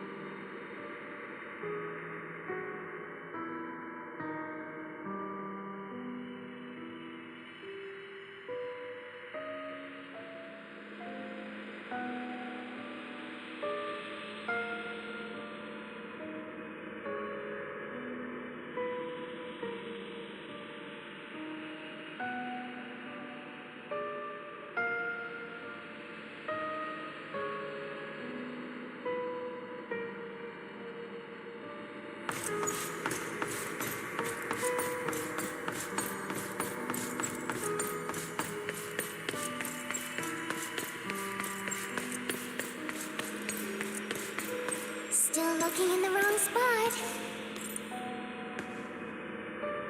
I can't believe you still haven't found me after all this time.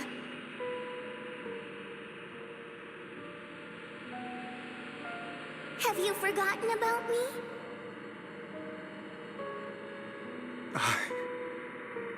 I haven't forgotten. It's okay. I'll forgive you. I'll still be nice to you, just like before.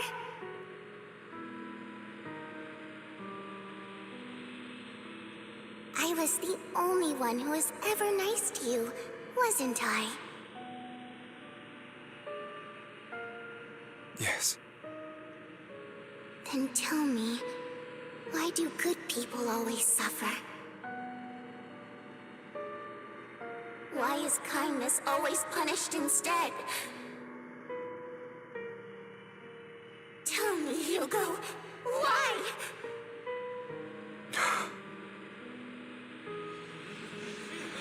Hugo, are you lost? Go back the way you came. I left you a surprise there.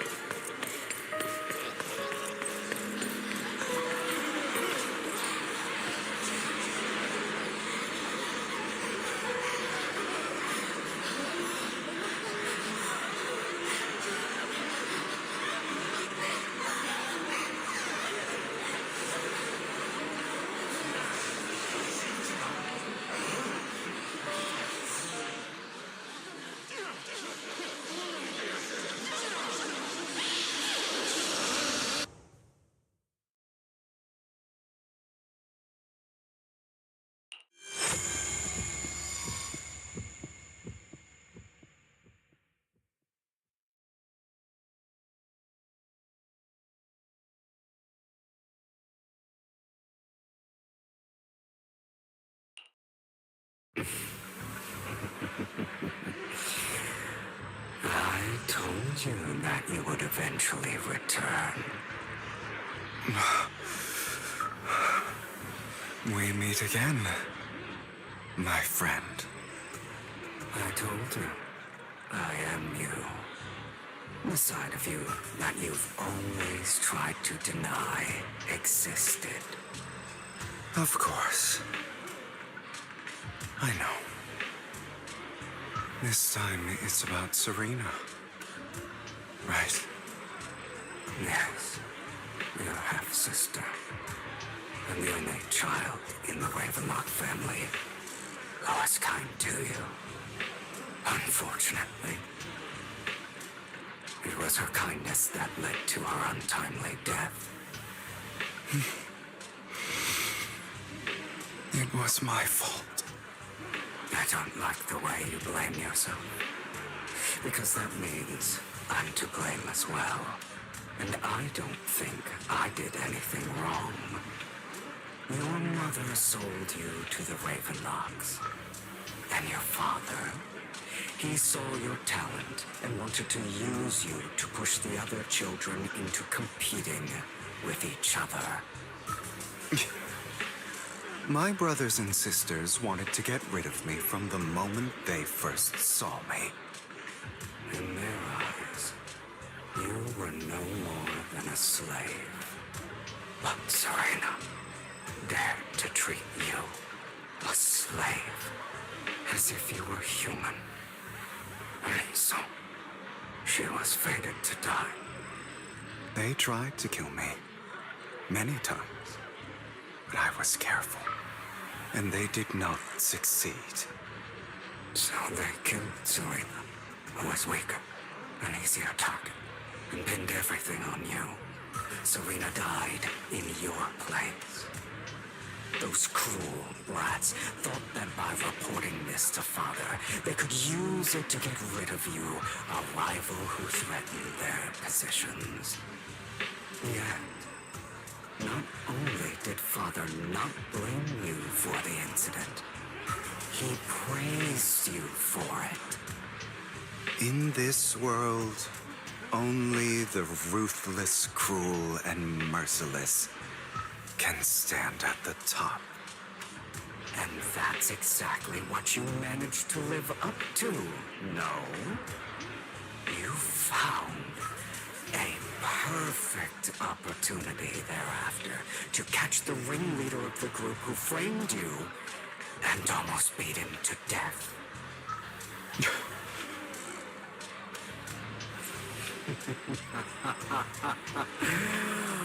Oh, you should have seen the expression on your face back then. Oh, crazed and manic with utmost delight. I don't remember that.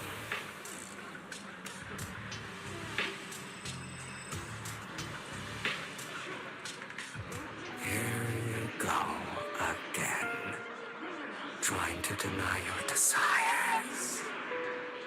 Deep down inside, you've always wondered, asking yourself why these evil people never got the punishment they deserve. Why the world is so unfair. Don't you want to rip them to shreds? Just like that day when you beat that boy's face into the dirt until he was barely recognizable. His disgusting blood staining your fists. Recall your exhilaration, your cathartic release of rage, that outpour of hatred. That victory belongs to you. You deserve it. Those brothers and sisters of mine are all dead. I cannot take revenge against the long deceased. They died by Hartman's hand. Dying in the power struggle to become the Ravenlock family's heir, rather than by our side. Boring. boring. I find it hilariously ironic. Children who would murder their own kin for scraps of power dead at the hand of their uncle who followed their example. Is that not karma? Power struggles pitting kin against each other, betrayal, suspicion, and hatred between people of the same blood. It's like a curse written into the Ravenlock family's genes. Laughably stupid. Don't forget, my dear, that the same blood flows through your veins.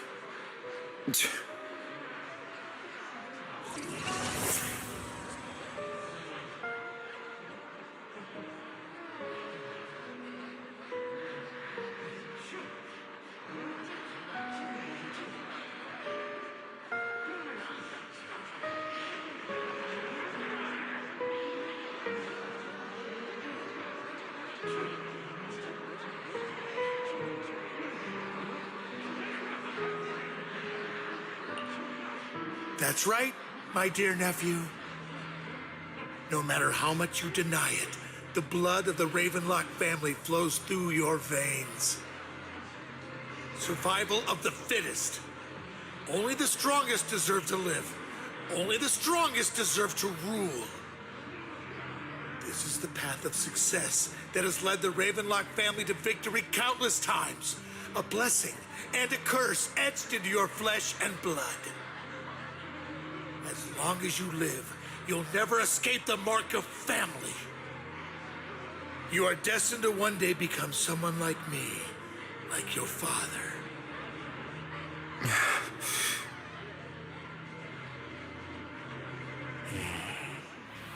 Is that fear I sense? I can see you trembling. Why does the Ravenlock bloodline terrify you so? I won't become like my father. Never. You won't become a failure like him. So relax. Our power eclipses him, and so does our ambition. So, do not deny your own desires. Do not resist your own ambition. This is the talent you were born with. The best gift fate has ever given you. Admit it.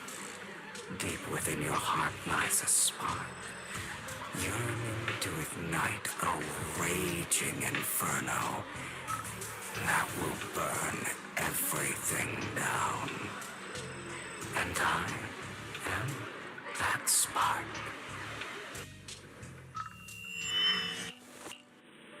Lygon. Never thought I'd be this genuinely thankful to see you.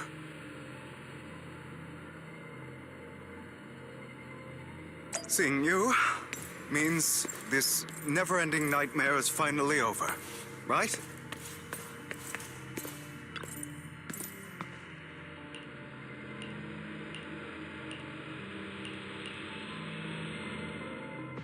I don't want to hear something like that from you. You have no idea what that man, my father, is really like. A person who stops at nothing for their own interests and ambitions. Just like what you're doing right now. And what do you think I'm doing this for? All of this was part of your plan. You knew where the Ravenlock family was going to be, so you set Mockingbird's target there. To seek revenge, you plotted to assassinate your own father, but he was too vigilant, and you failed. After almost being assassinated, your father was furious and locked everyone in the hall, but was unable to find the assassin. And what a coincidence that a hollow disaster just occurred in the vicinity. So he used it to eliminate all the unfamiliar faces there, turning them into victims of the Hollow, an easy feat for the Ravenlock family. So, the one who killed innocents was my father, not me. You knew what choice an extremist like him would make, and you used the chaos to once again attempt an assassination. This time you succeeded. You killed your own father at the cost of innocent lives. Admit it, Hugo. You don't care about anyone else. The only thing you care about is your revenge. How is that any different from your father? Enough. I'm tired.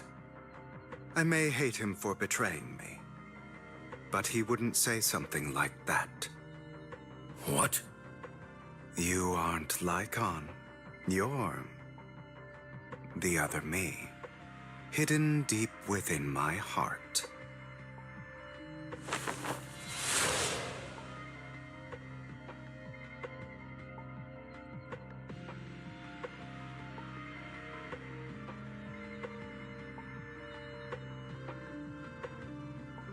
I've been waiting for you, my dear.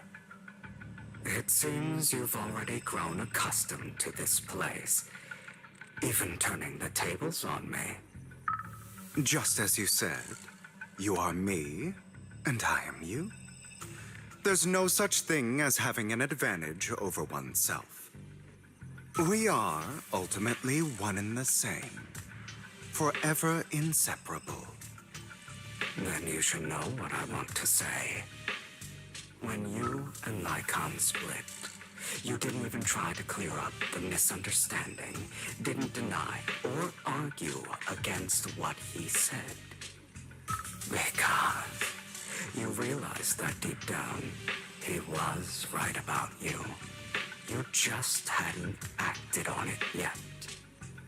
Some people live only to bring more suffering into this world. Sometimes murder is what brings justice back into this world. For that, I must stain these hands in blood. That's right. Just like what you said before you faked your death. Were those words really just an act? To slay the dragon, you must first become one with sharp claws, rending fangs, and strength enough to destroy anything. You know the truth better than anyone.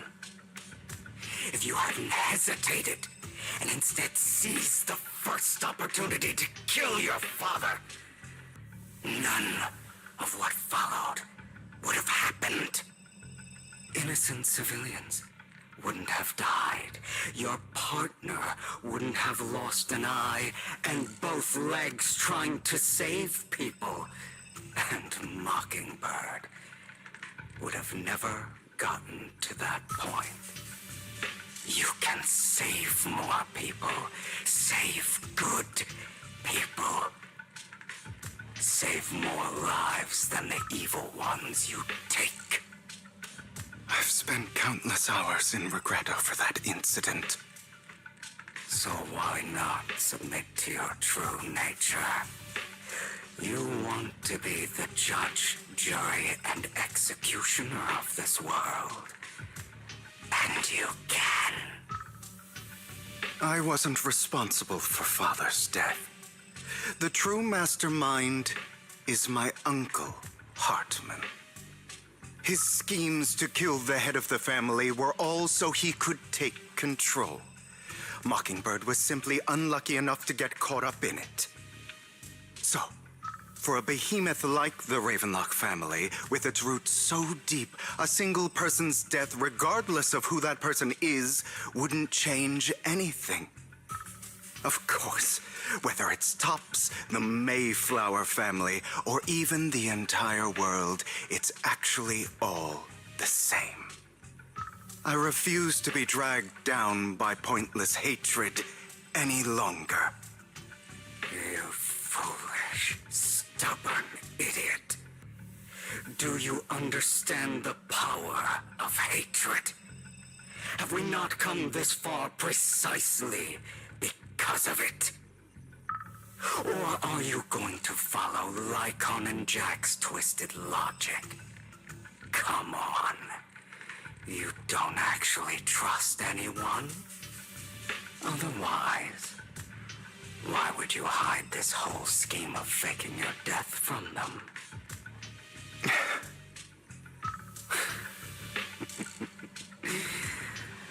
You've built an impenetrable wall around your heart, keeping everyone out. Of course you are right to do so. No one in this world can be trusted. Always. All you'll receive is hatred from your own blood and no love. Suspicion from your companions, and betrayal that comes all too easily. But the most ridiculous thing is that you want them to trust you. You stay silent and long for them to notice your suffering. You yearn for your companion's understanding and trust. Idiot. That's why you are incapable of exploiting them for your own ends. You care about their safety even more than your own. But remember, only the weak need companions. And we are children born from hatred. We are different from them. I will never be like them, and I don't need to be. Come, let me show you what powers we can wield. But you are me, and I'll never lose to myself.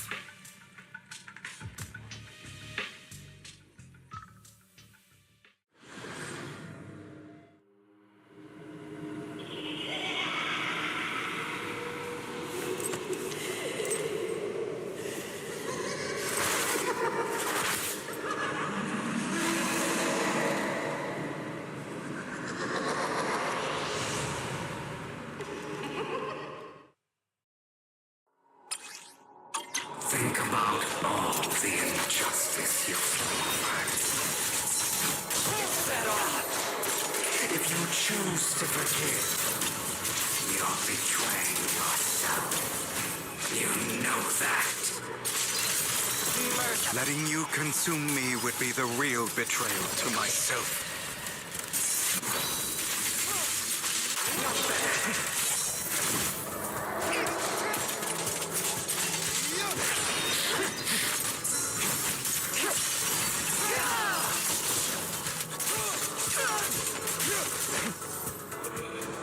Trying to run, are we?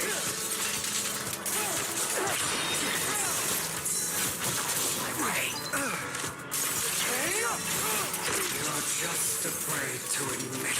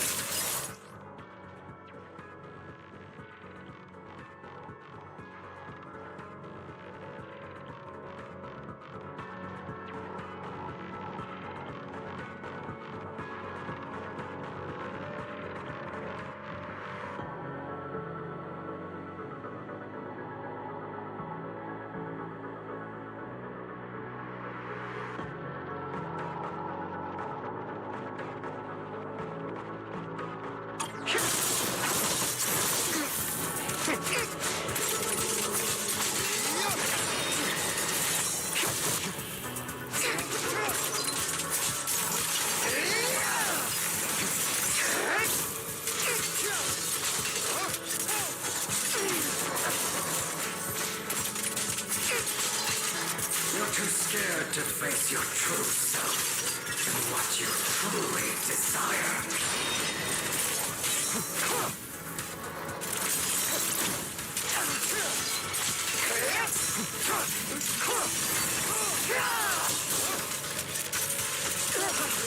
Prostrate yourself before the abyss.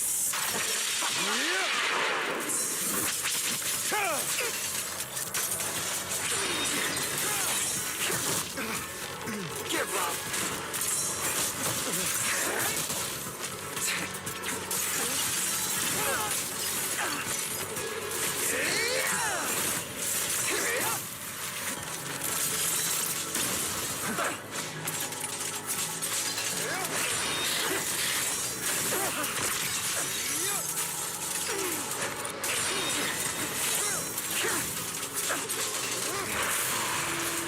Are you trying to kill me?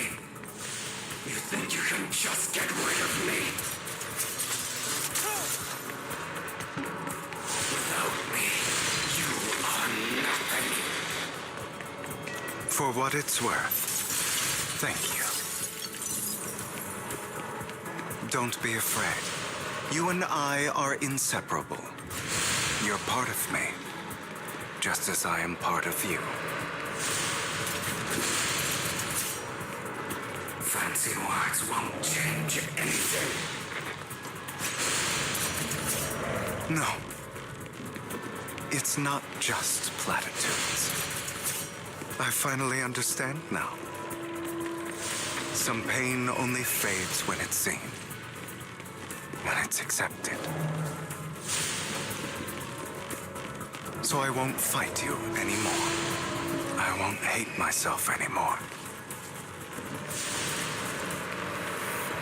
Weakness, hatred, malice, strength, forgiveness, justice.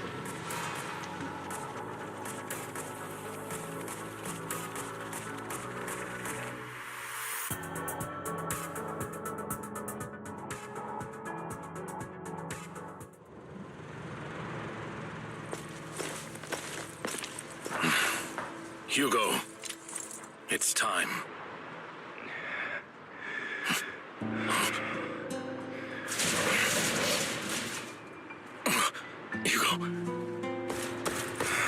Hugo, you... Did I scare you? I made it through.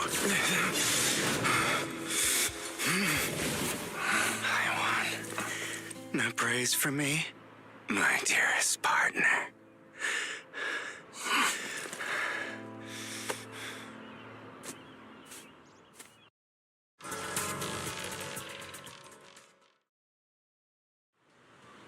This is just like what I saw in my dream. I guess there are still some lingering side effects.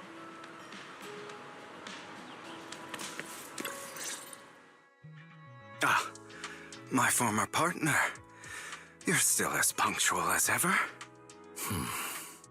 Are you sure you're fully recovered? How about we fight? And I'll show you how recovered I am. I refuse to fight someone who is in need of medical attention.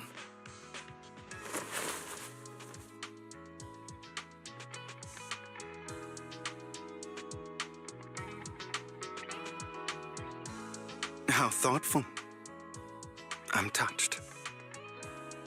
Or perhaps is this simply part of Victoria Housekeeping's professional care? I'd rather you not starve to death.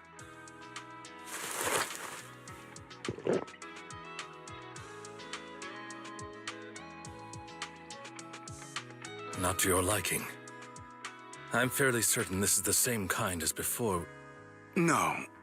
I've just gone too long without food. It feels a bit uncomfortable. Either way, thank you. Now tell me, what exactly happened in the warehouse? Just going a bit crazy from...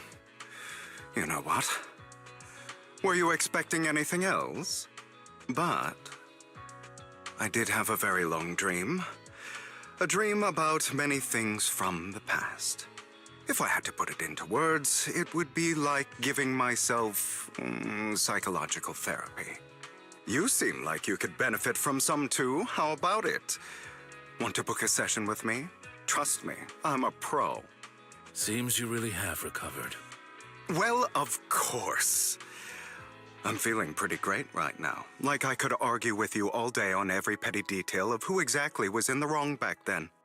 I wanted to ask, what you said about Mockingbird before, when you faked your death, was that part of the act? You mean the part about how Mockingbird has never really changed anything or saved anyone. I didn't expect you to still be so hung up on this. Interesting. After all, it was you who chose to betray Mockingbird. To betray me. Just as I said before, I never considered Mockingbird a failure. Perhaps Mockingbird deviated from its origins, but it has its value. You shouldn't reject the things you've done. Or Mockingbird.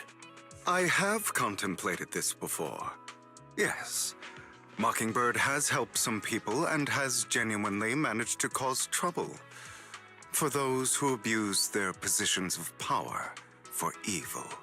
Yet those in high positions still possess immense resources, and the people we helped remain destitute and suffering, willing to become slaves to those in power for scraps.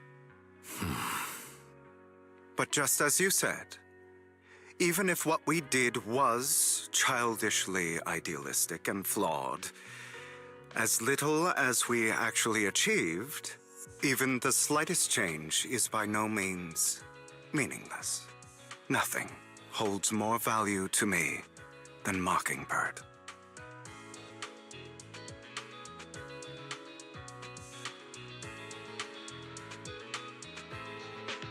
All right, let's catch up later. I still have things to do and need to wrap up my plan. I thought you would rest up first. As much as I would prefer that. My dear uncle and the Exaltus fanatics likely would not give me such an opportunity. If all has gone to plan, the fish will have taken the bait already. And if everything goes very well, I'll soon have solid evidence of the Ravenlock family's crimes. Well then, thank you for your assistance, former partner.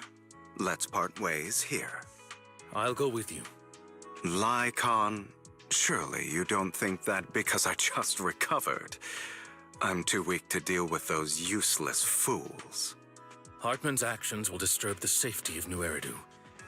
As I serve the mayor, I should intervene. Very well, whatever. Let's go. And don't slow me down.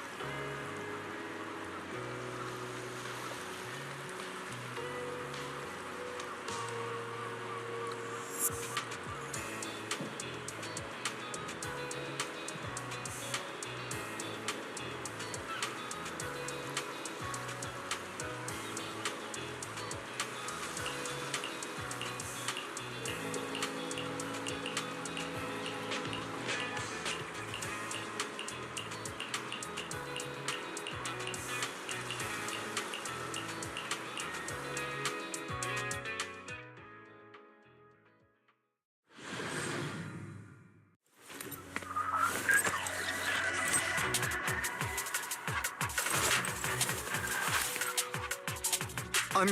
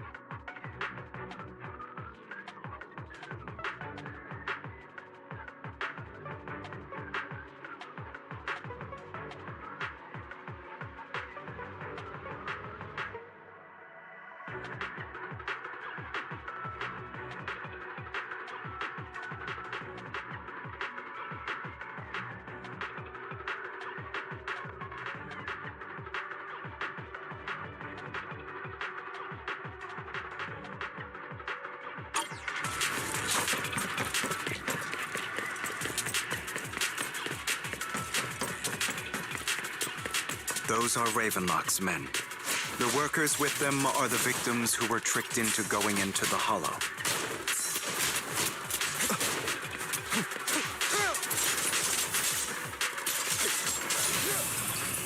Don't come on. Let's get them out of here.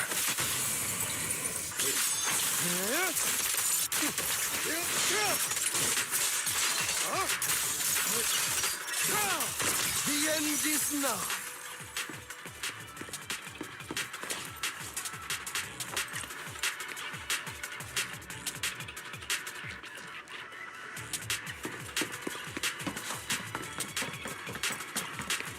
Bunch of nobodies. Annoying as hell. Kill them! Only from us. You're welcome to try. What? Can't handle it?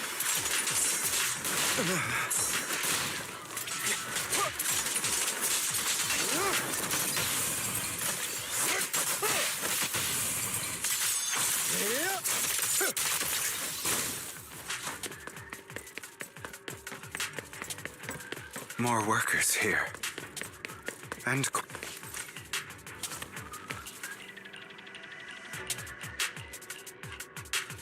Is Hartman behind this, too? Of course. He threw them into the Hollow like offerings for the Exaltists.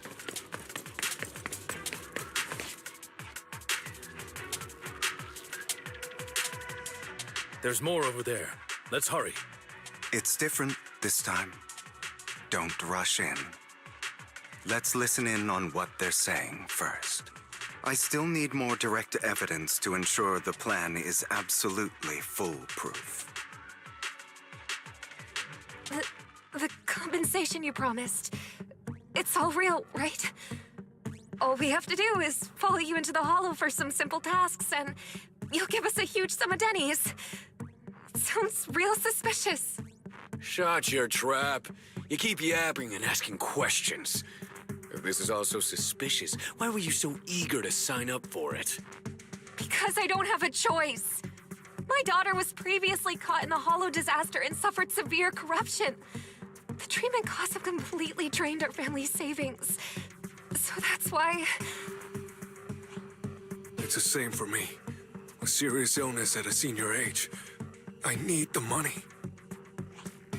Who would risk taking a job like this unless they were desperate? I'll do it. No matter how suspicious. As long as I can get paid, I'll do anything. Even risk my life. Wait, you people from the Ravenlock family, you're part of a big company in Tops. You wouldn't go back on your word, right? Don't worry, you'll get every dinny you were promised. But before we start, you all need to take this medicine first.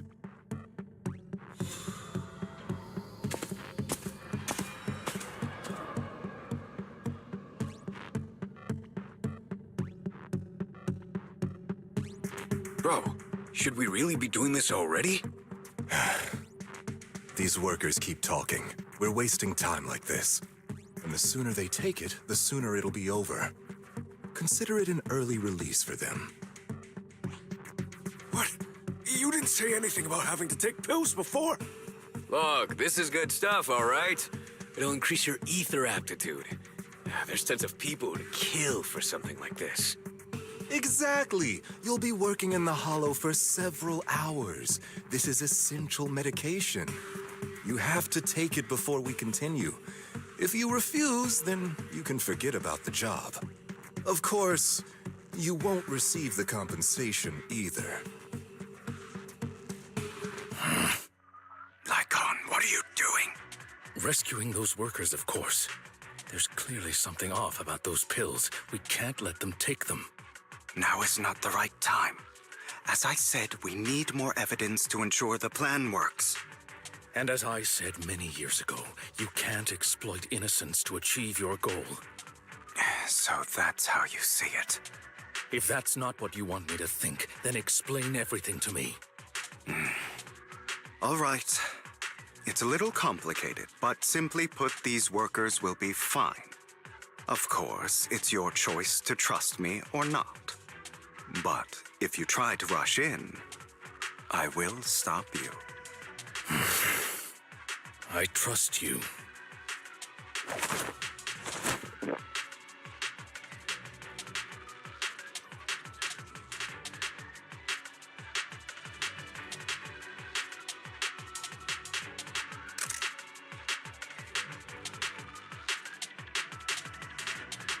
All right.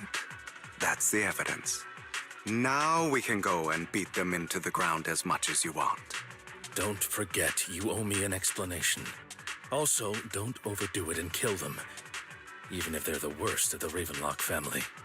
All right, Your Holiness, Saint Lycon. Those work... Who the hell are you? Why don't you take a guess? We're the ones here to stop you. Scram before I get angry. Can't remember the last time we worked this well as a team.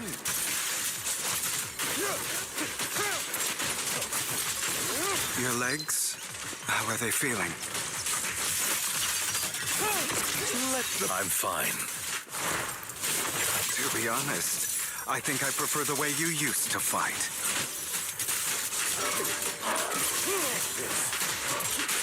You had a lot more aggression. Repent! I've merely learned to control my strength. When I need to be aggressive, I will be.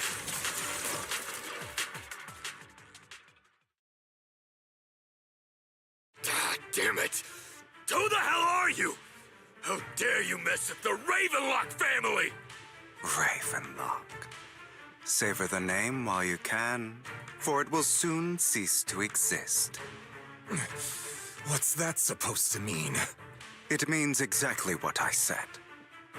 I think this might be good for you. Sever your ties while you can. You still have a chance to walk your own path. The family's honor comes above all else. Is that really what you think?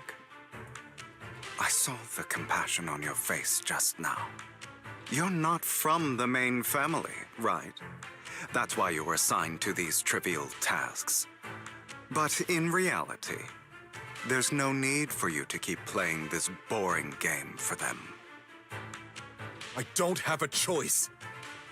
From the moment I was born into the Ravenlock family, You always have a choice, if you're willing to act. All right, let's end the small talk here.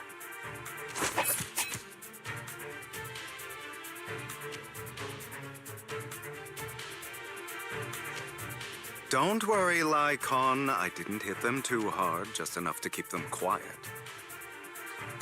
How's that? My acting's pretty good, right? As always, a certain someone should take some lessons from you. I'll leave the rest to you then. Okie dokie.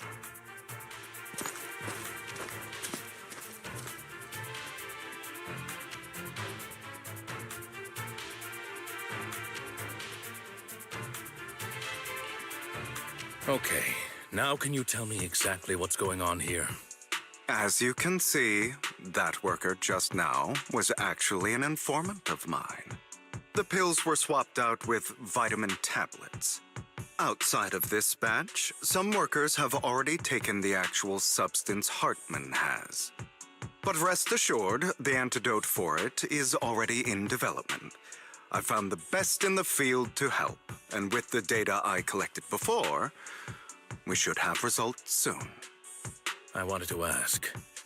The reason you decided to lock yourself in a room and endure the effects of the drug, besides getting evidence, it was also to collect data on this drug in order to create an antidote, correct?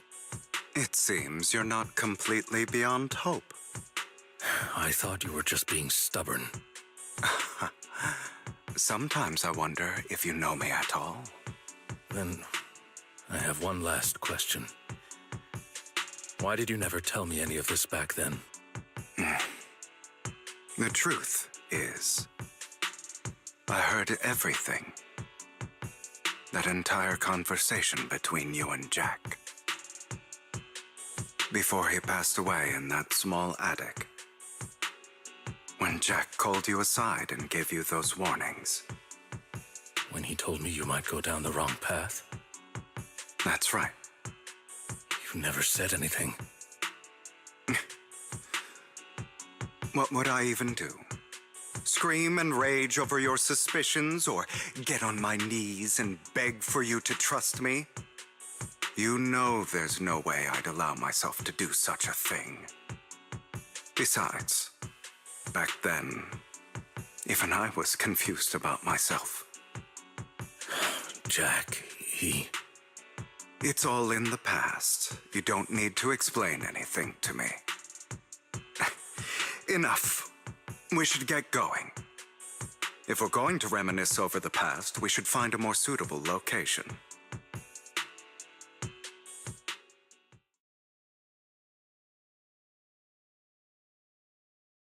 Nikon, that incident back then,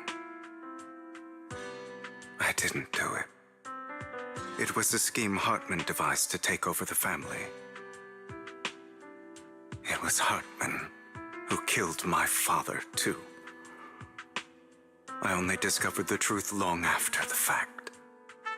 I did indeed attack my father, and I thought he was dead. But he wasn't.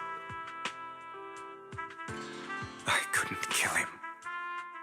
And even before that, if I hadn't hesitated, none of what followed would have happened. Even now, I still think they deserve death. But I no longer care to personally deliver that fate. They're beneath me. And I have more important things to do. I know we may never agree on that point, Lycon.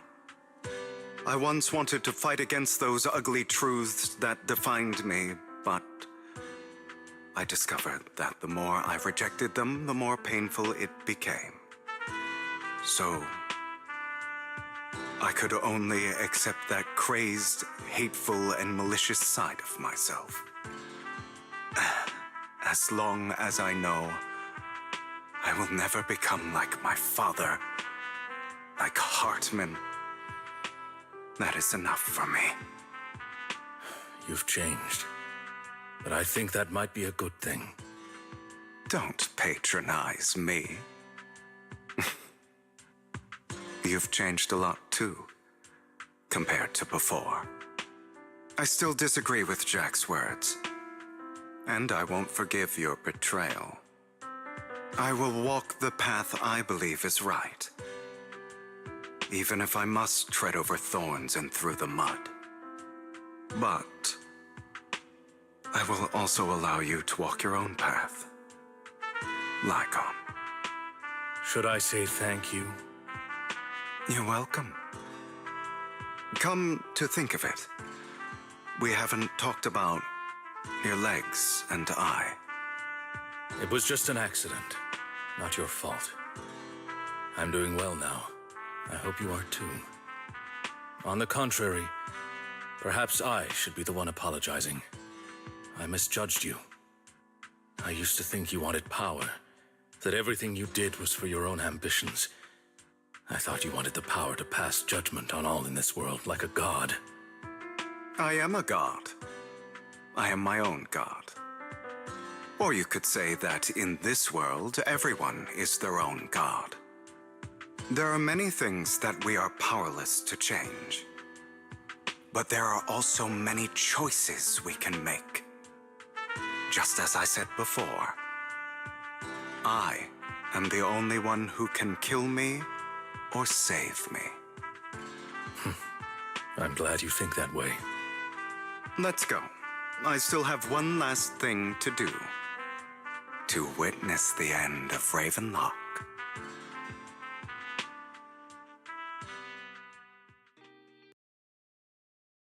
You really think you can take my place if I die? Never, you filthy bastard! Your little tricks mean nothing. As long as the Ravenlock family stands, I can still get back on my feet. You still don't get it, do you? This was never about avenging my father. And I don't care about taking your place. I didn't come this far just to kill you. That'd be pathetic. Right on cue. Why don't you take a look at this, Uncle? On behalf of TOPS, I'd like to clarify that we had no involvement in the Ravenlock family's actions. TOPS is officially terminating all partnerships with the Ravenlock family, effective immediately. We will have no further affiliation with them. Are you crazy? What the hell do you get out of ruining the Ravenlocks? You want to be a petty thief forever? Thief? Oh, Uncle. Allow me to reintroduce myself. I'm the name people whisper about. The one who robs the rich and gives to the poor. I'm the master con artist who can fool anyone, anytime. I'm the leader of Mockingbird. The one who turns every headline into my own stage. I have friends who'd catch me if I fall, partners who'd shed tears for me, and allies who always have my back. I am Hugo Vlad. You're the one who needs the Ravenlock name. I never did. You ungrateful bastard! You should have never been born. You flatter me. Same goes for you, Uncle. You've done well, Vivian. You had better give me an explanation. And here I thought this would be a touching reunion. What's with all the anger? Hugo, I'm a member of Mockingbird too, and I mourned your death. Listen, Vivian. I don't want you or the people you cherish to get caught up in danger because of me. I've always been selfish, so I don't hesitate to use you all as variables in my plans. But it is because I am selfish that I also don't want my failures to affect my treasured companions. In any case, if you were in the same position, would you not make the same decisions? Lycon's taking care of everything outside. We should go. Also, Wise, thank you. And I'm sorry for the whole act where I threatened you. It was the only way for Hartman to drop his guard against you and leave you be. I, Hugo Vlad, am forever indebted to you.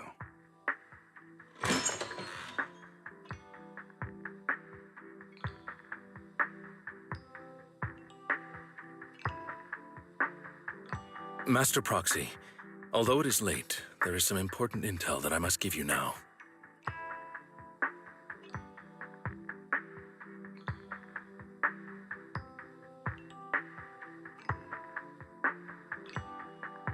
Did you know about Hugo's plan to fake his death and everything that's been happening, Lycon?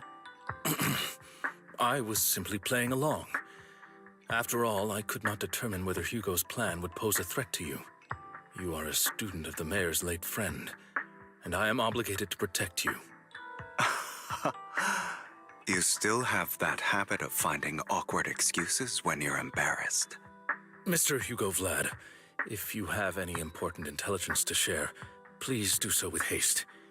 I need to return to rest before midnight.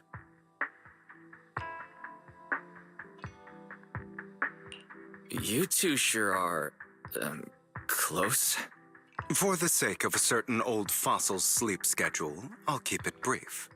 I learned from Camille that Dina intends to embed the sacrifice core into the sacrifice. Apparently, it will make the sacrifice much stronger. Sacrifices created this way will not retain their minds and will indiscriminately attack all living beings, including their creator. So the Exaltists don't do this. It would bring them no benefit. But Dina's concoction can control people's minds. If a person takes the pill and is injected with the serum Landon left behind, the sacrifice would be under its creator's control. Although the dormant sacrifice has been destroyed, Dina found a batch of that serum her father created and wants to create new sacrifices.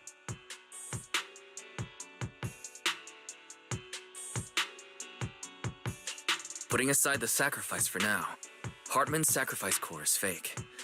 We don't know where the real one disappeared to. The real core has always been here. Here?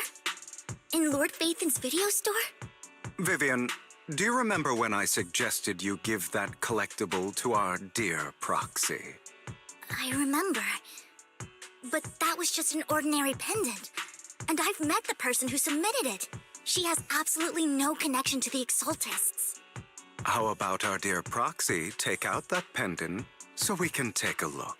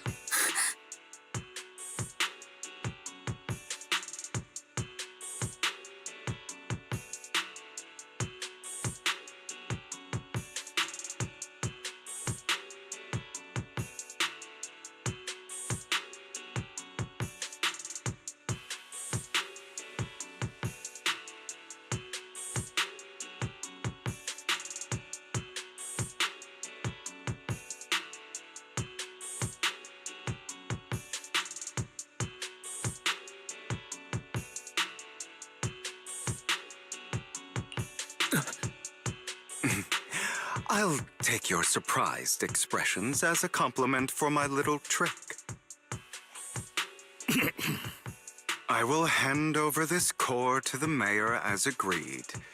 Since he fulfilled his promise to protect Vivian and the manager while I was pretending to be dead, I won't go back on my promises. No wonder the mayor would promote rhetoric favorable to Mockingbird. I can't believe I thought he was actually being sincere.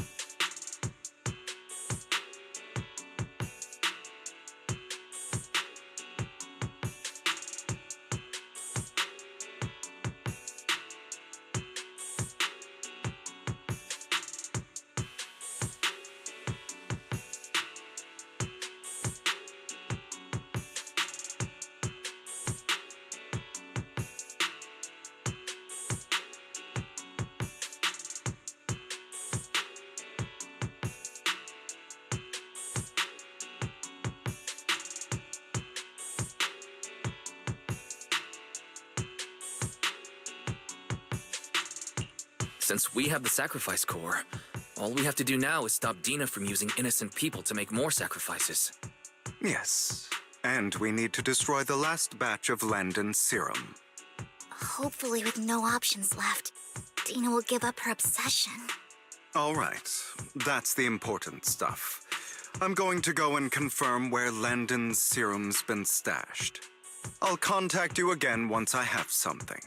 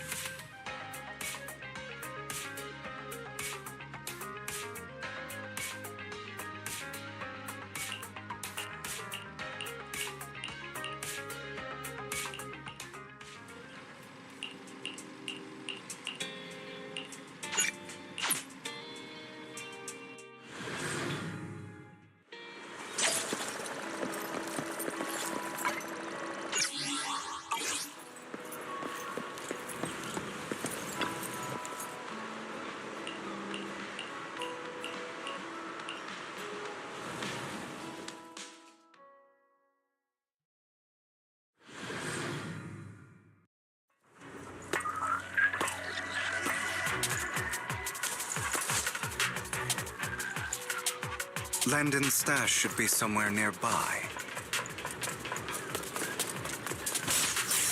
I did some digging. Some of the missing workers were brought here, too.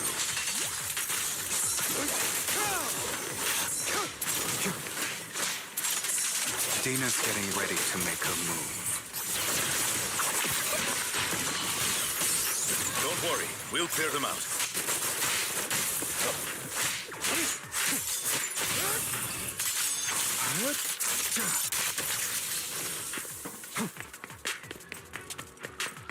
They're trying to destroy the goods! Stop them!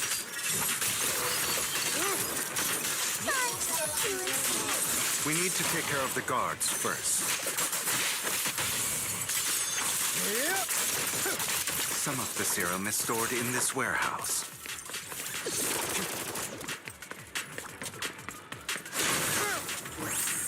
You're not taking anything from here. Hugo, get the guards first.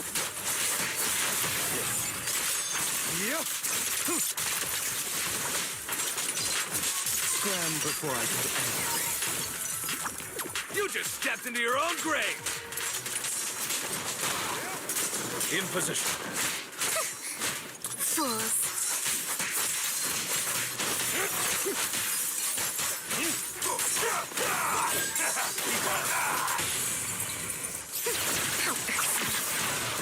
Don't look strong.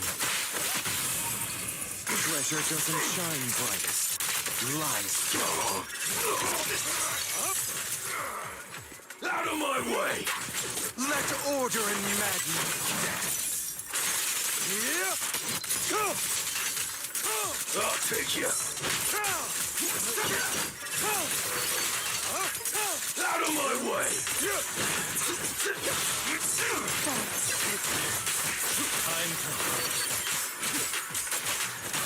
I'll write the ending to your nightmare. Where are you looking? Say no more. As you wish. The end is nigh. More of Landon's serum survives than expected. Fortunately, since they're still here, it means Dina hasn't executed the final step of her plan. There's likely a lot more stashed around here, and we have yet to locate the missing people. Our actions here won't go unnoticed. Perhaps they're making plans to deal with us on their side. With Landon and Dina's concoctions combined, she may be capable of creating a sacrifice that obeys her. If it comes to that, this will get far more troublesome.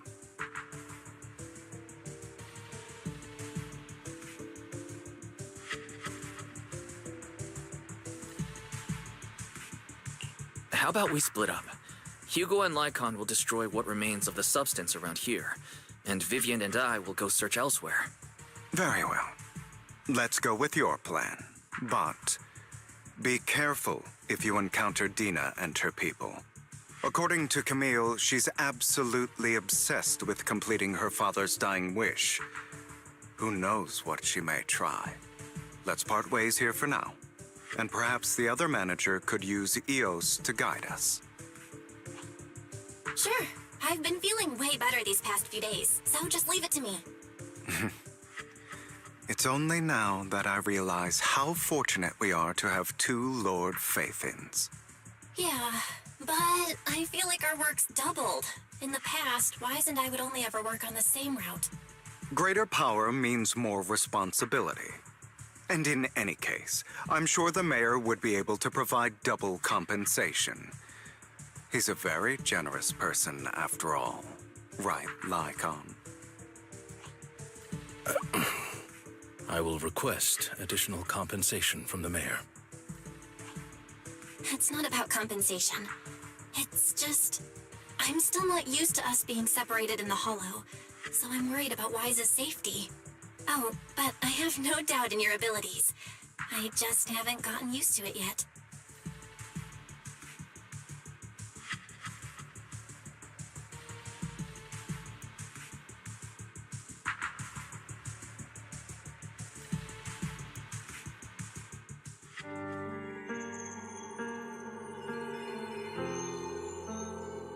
This is the future I saw. Lord Pathan.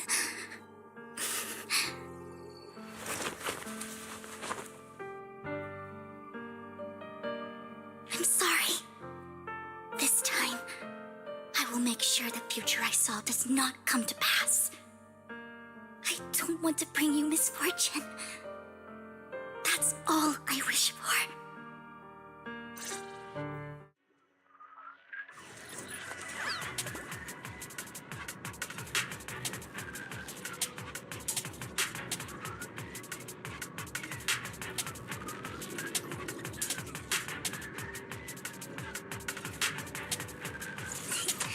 Would you like to stand under my parasol with me?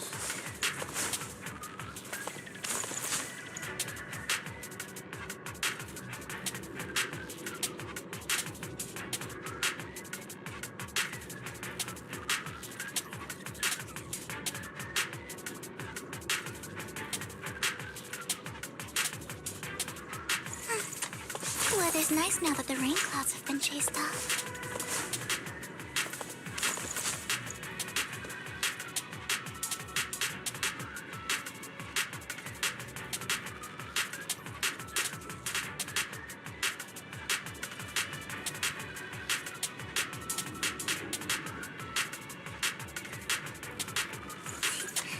Would you like to stand under my parasol with me?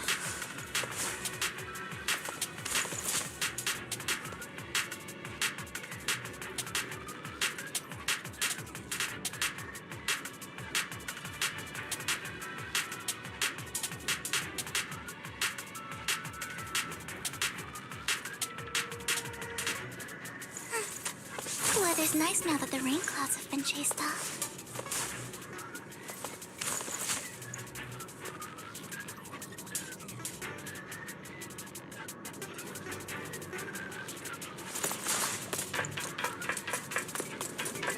Leave this to me, Lord Phaethon.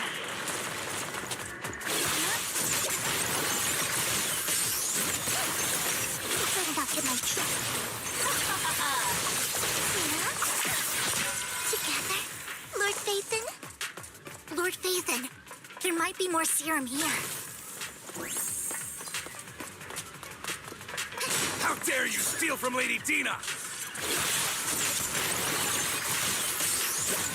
I'll try to go easy on you. No promises.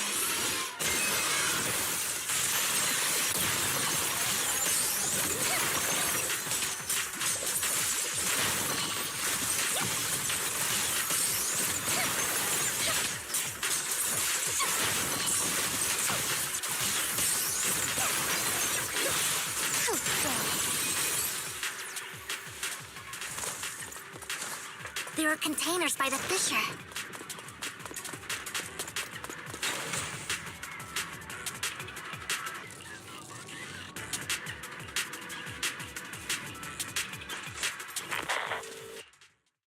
It must have been tough for you to find this place.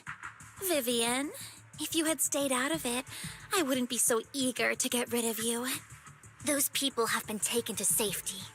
You're all out of options. They're just mere test subjects. So what if they get away? There will always be people consumed by greed, and therefore, they will come willingly to me. In any case, what are a few sacrifices in comparison to the completion of Father's grand ambition? Dina, you deceived those people. They didn't come willingly to you. You tricked them, just like Landon did back then. Deceived?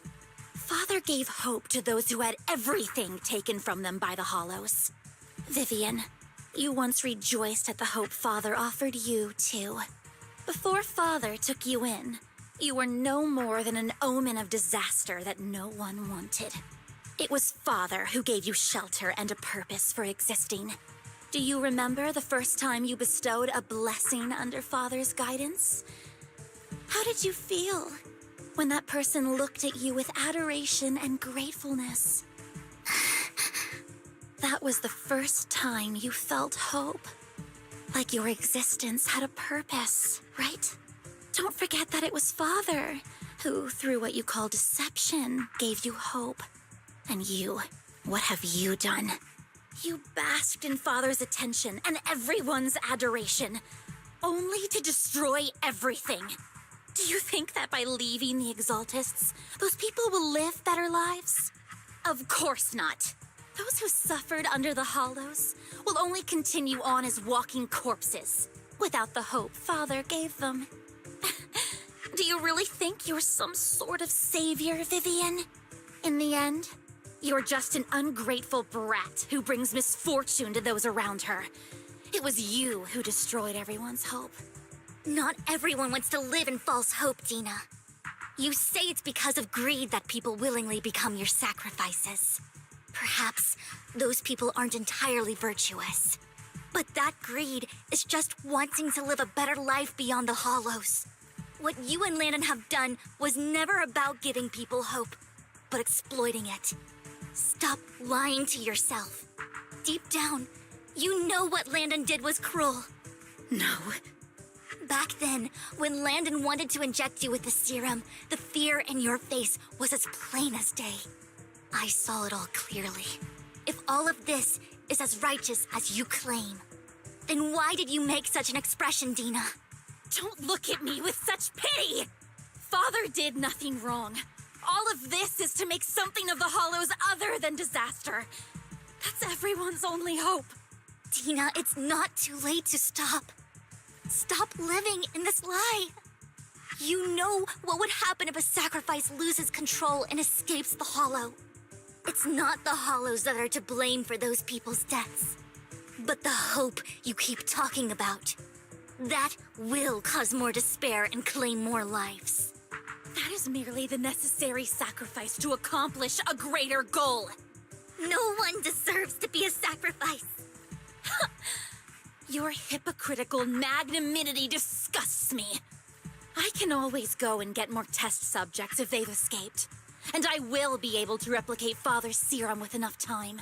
With you gone, I'll be able to complete Father's gift to the Creator and fulfill his last wish. Camille, release the failed subjects. Lady Dina. Camille, are you going to do what you did before? You keep saying you'll follow the Creator, but it's all lies. Lady Dina, the Hollows took my family from me. I understand that there's no way to get back what I've lost. It was Lord Landon who told me that the Creator would guide me. One day, Hollows will no longer be disasters. Everyone will be able to survive inside them. I look forward to the day when this hope becomes reality. I watched you grow up, and I know that you've always looked up to your father. He gives you hope, and I destroyed that hope with my own hands. I know the pain of loss, so I've always felt guilty. I want to atone for the hope I destroyed. But Dina, I don't want to ruin more lives, and I don't want to continue watching you destroy yourself. Vivian is right. Not everyone wants to live in false hope. So, please, stop. Camille, are you abandoning me too? I'm not abandoning you. I just don't want to see you go past the point of no return. The point of no return? I passed that point ages ago. No, Dina. You can still turn back. I'll be your way back. Where are you going, Camille? I made a deal with Hugo and the mayor. If someone needs to take the fall for this, let it be me. I did it. All of it. I've been forcing Landon's only daughter, Dina, to research how to create sacrifices. I colluded with the Ravenlock family for my own gain. Everything Dina did was under duress.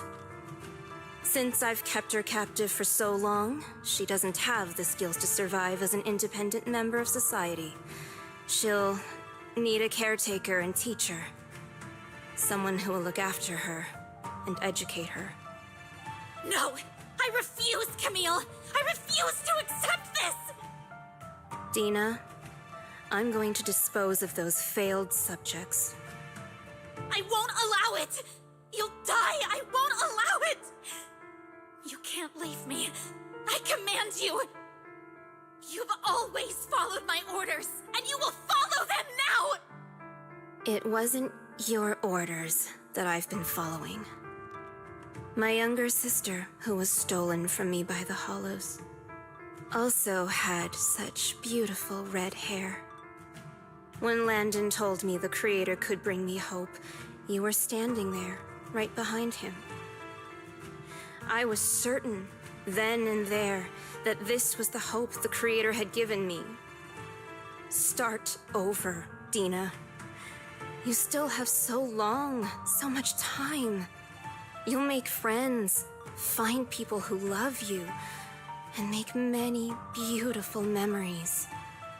That's not what I want! Camille, you're not allowed to die! I won't allow it! I won't allow it! Goodbye, Dina. And I'm sorry, Vivian. I'll leave the rest to you.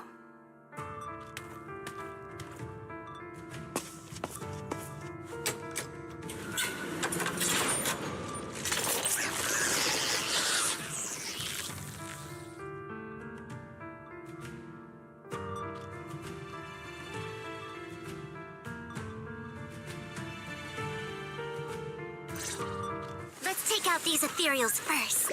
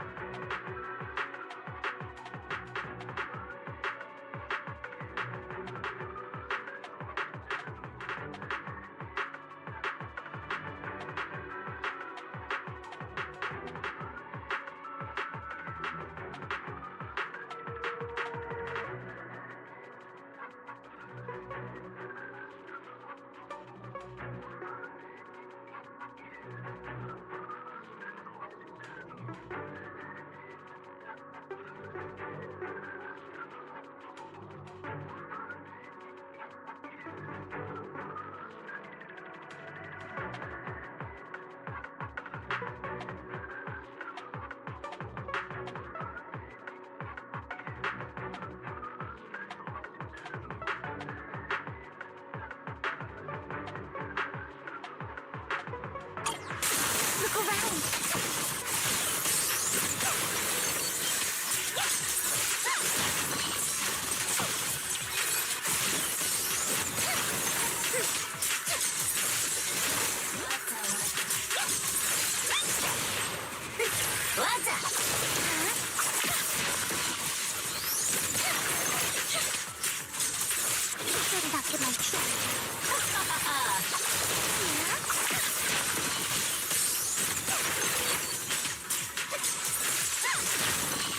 Let's go after Dina, Lord Vathan. They must be on the other side of the fissure.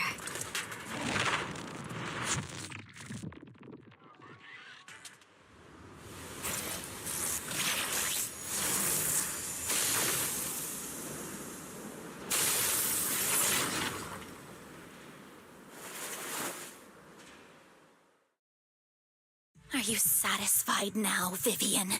You were the one who brought yourself to this point. You're saying this is all my fault. Losing my father, losing Camille. I wish you had never come into my life.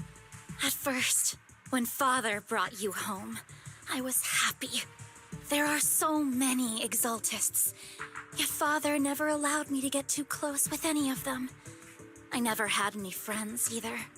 But when Father brought you back, he told me to take good care of you. That you were my first friend. I was also so happy the first time you took my place in helping Father select a person to receive the blessing. Because it meant you were different from all those other people. You could stay with me. But soon, I grew jealous. You took the attention that should have belonged to me. You even took Father's love from me. It's only because of my ability that Landon... I know, but...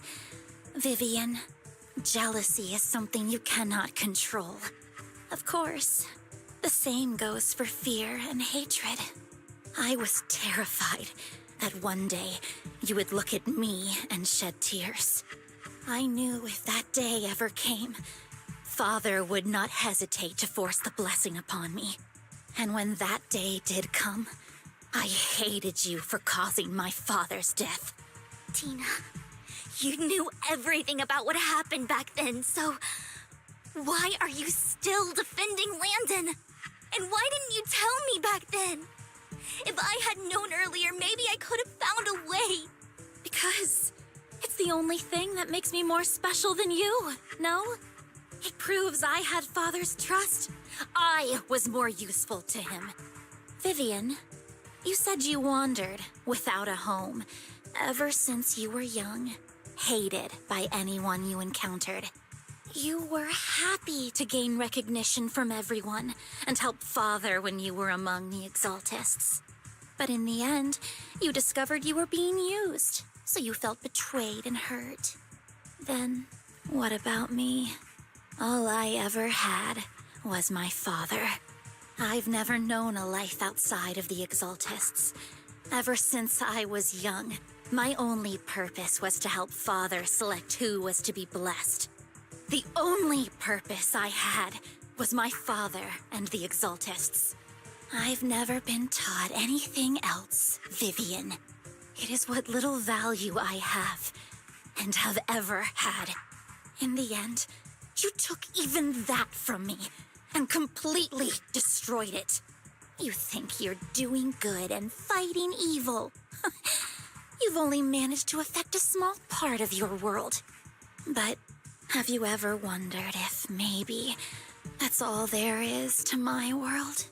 I never wanted to hurt you. You are also my first friend. And that's why I wanted to save you back then. Save me? You and Camille all talk about saving me. Why don't you understand? To me, loss is so much more painful than death. Tina, you can start over. Everything Camille did was so you could live on. Let's leave the Hollow together. There are so many amazing places in New Eridu. This time, I'll take care of you. I've also met so many amazing people. I'm sure they'll love you too. Okay, Tina? Vivian, I can't forgive you. And I don't want to forgive you. I have nothing left. If what little hatred I do still harbor were taken from me, well, I refuse to be so pitiful. I won't apologize, Vivian.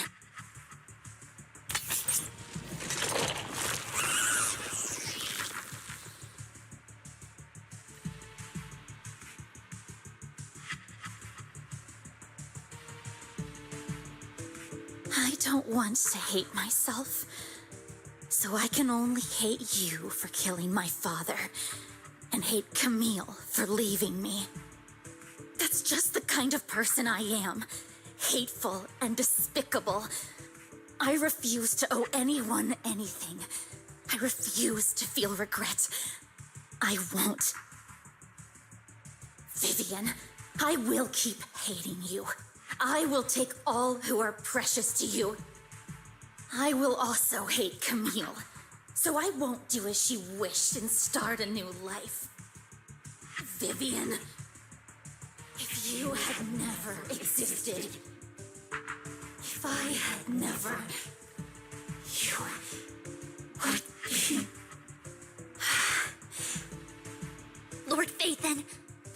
not interfere. She was my first friend. I'm going to bid her farewell.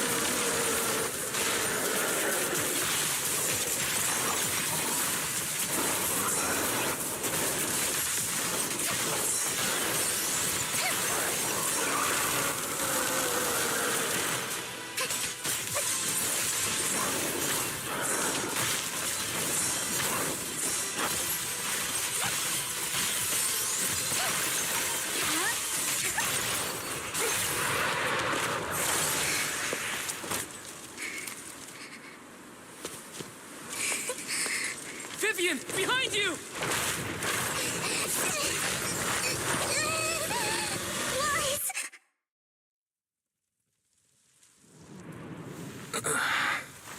What happened?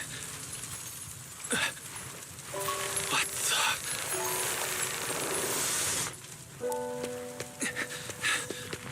Vivian! Lies. Don't come near me. This is my own choice.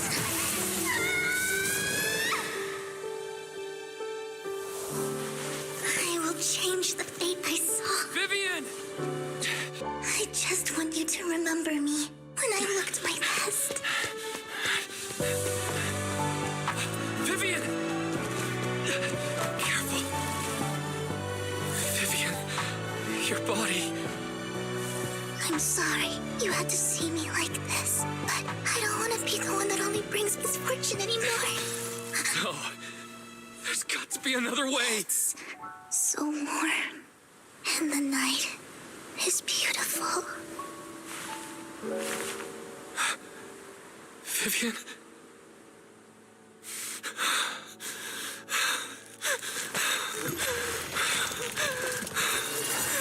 No! It can't end like this!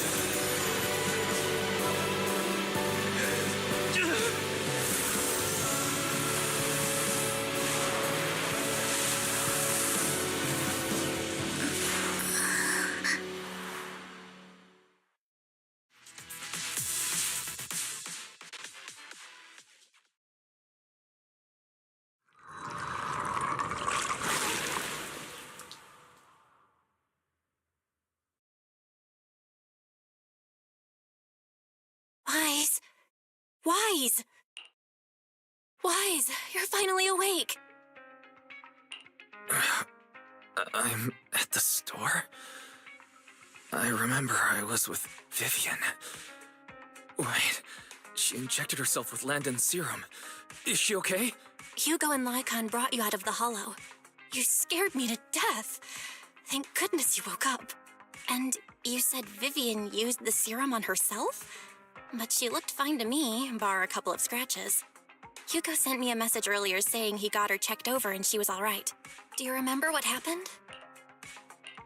The situation was dire, so Vivian used the serum on herself to defeat the ethereals. I saw the crystallization process starting to occur. I can't describe exactly what happened. I saw something blurry, but I just wanted to stop Vivian's corruption process. I don't know exactly what I did, but then I lost consciousness. What happened after that? When I let Hugo and Lycon there, it was just you and Vivian lying there on the ground. We couldn't wake either of you. Let's put that aside for now. Do you feel any discomfort-wise?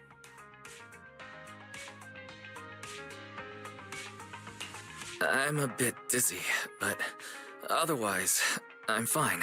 Don't worry. Phew, that's good. You should rest for tonight. Hugo and Vivian said they'll come over tomorrow, so we can discuss the details then. Okay. Sorry for worrying you, Belle. Good night. Lord Phaethon! How are you feeling? No headaches? Leg pains? Heart palpitations? Loss of appetite? Vivian? I was just so worried. Sorry. Anyway, Lord Phaethon, I'm so glad you're okay. What happened this time was all my fault. Things were dire, and you did what you had to. Plus, if it weren't for you, we wouldn't be here now. So what happened? Wise said he saw the crystallization process start, but I didn't see anything through EOS. Hugo? Lycon? Did either of you guys see it? Allow me to explain. Miss Vivian told us what happened after she awoke, and the mayor arranged a full medical checkup for her. Based on the results, Miss Vivian indeed shows mild corruption sequelae. But if the crystallization process had already started, the lingering effects should be far more severe. To be precise, if the process had already reached the point of mass surface crystallization, it should have taken no time at all to become an ethereal. So, the mayor theorizes that it was the etheric energy within Master Proxy's body that affected Vivian's condition and the surrounding etheric particles, causing Vivian's corruption to recede. Essentially, corruption is a reaction between the etheric particles inside the body and in the surrounding environment. Therefore, it's not necessarily irreversible, just that currently our mainstream method of defense is prevention.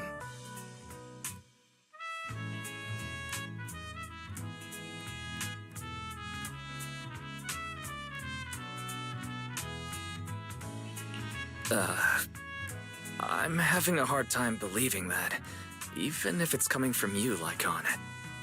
It's almost like you're claiming I can manipulate etheric energy. Master Proxy, you are special. This is a gift your teacher left you. A gift from our teacher? How come I never knew about it? I don't know all the details, so I cannot explain everything to you. My apologies. However, Miss Yixuan might be able to answer some of your questions. She will visit you sometime soon, so please feel free to ask her any questions you may have. She has quite an eccentric personality. If she causes you any inconvenience,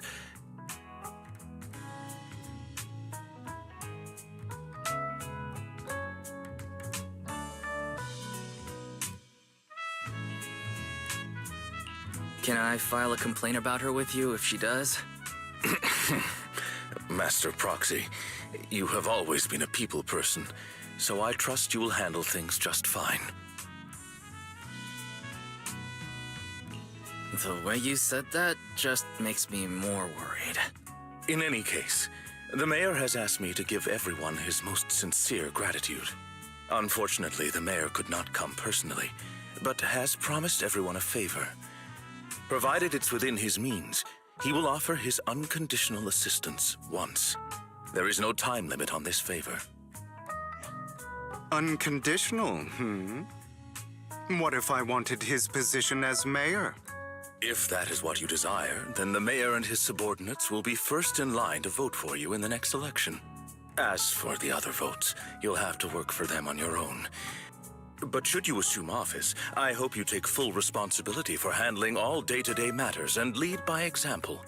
By sheer happenstance, the mayor has provided you with a copy of his current assignment, the City Waste Sorting and Processing proposal. Old fox.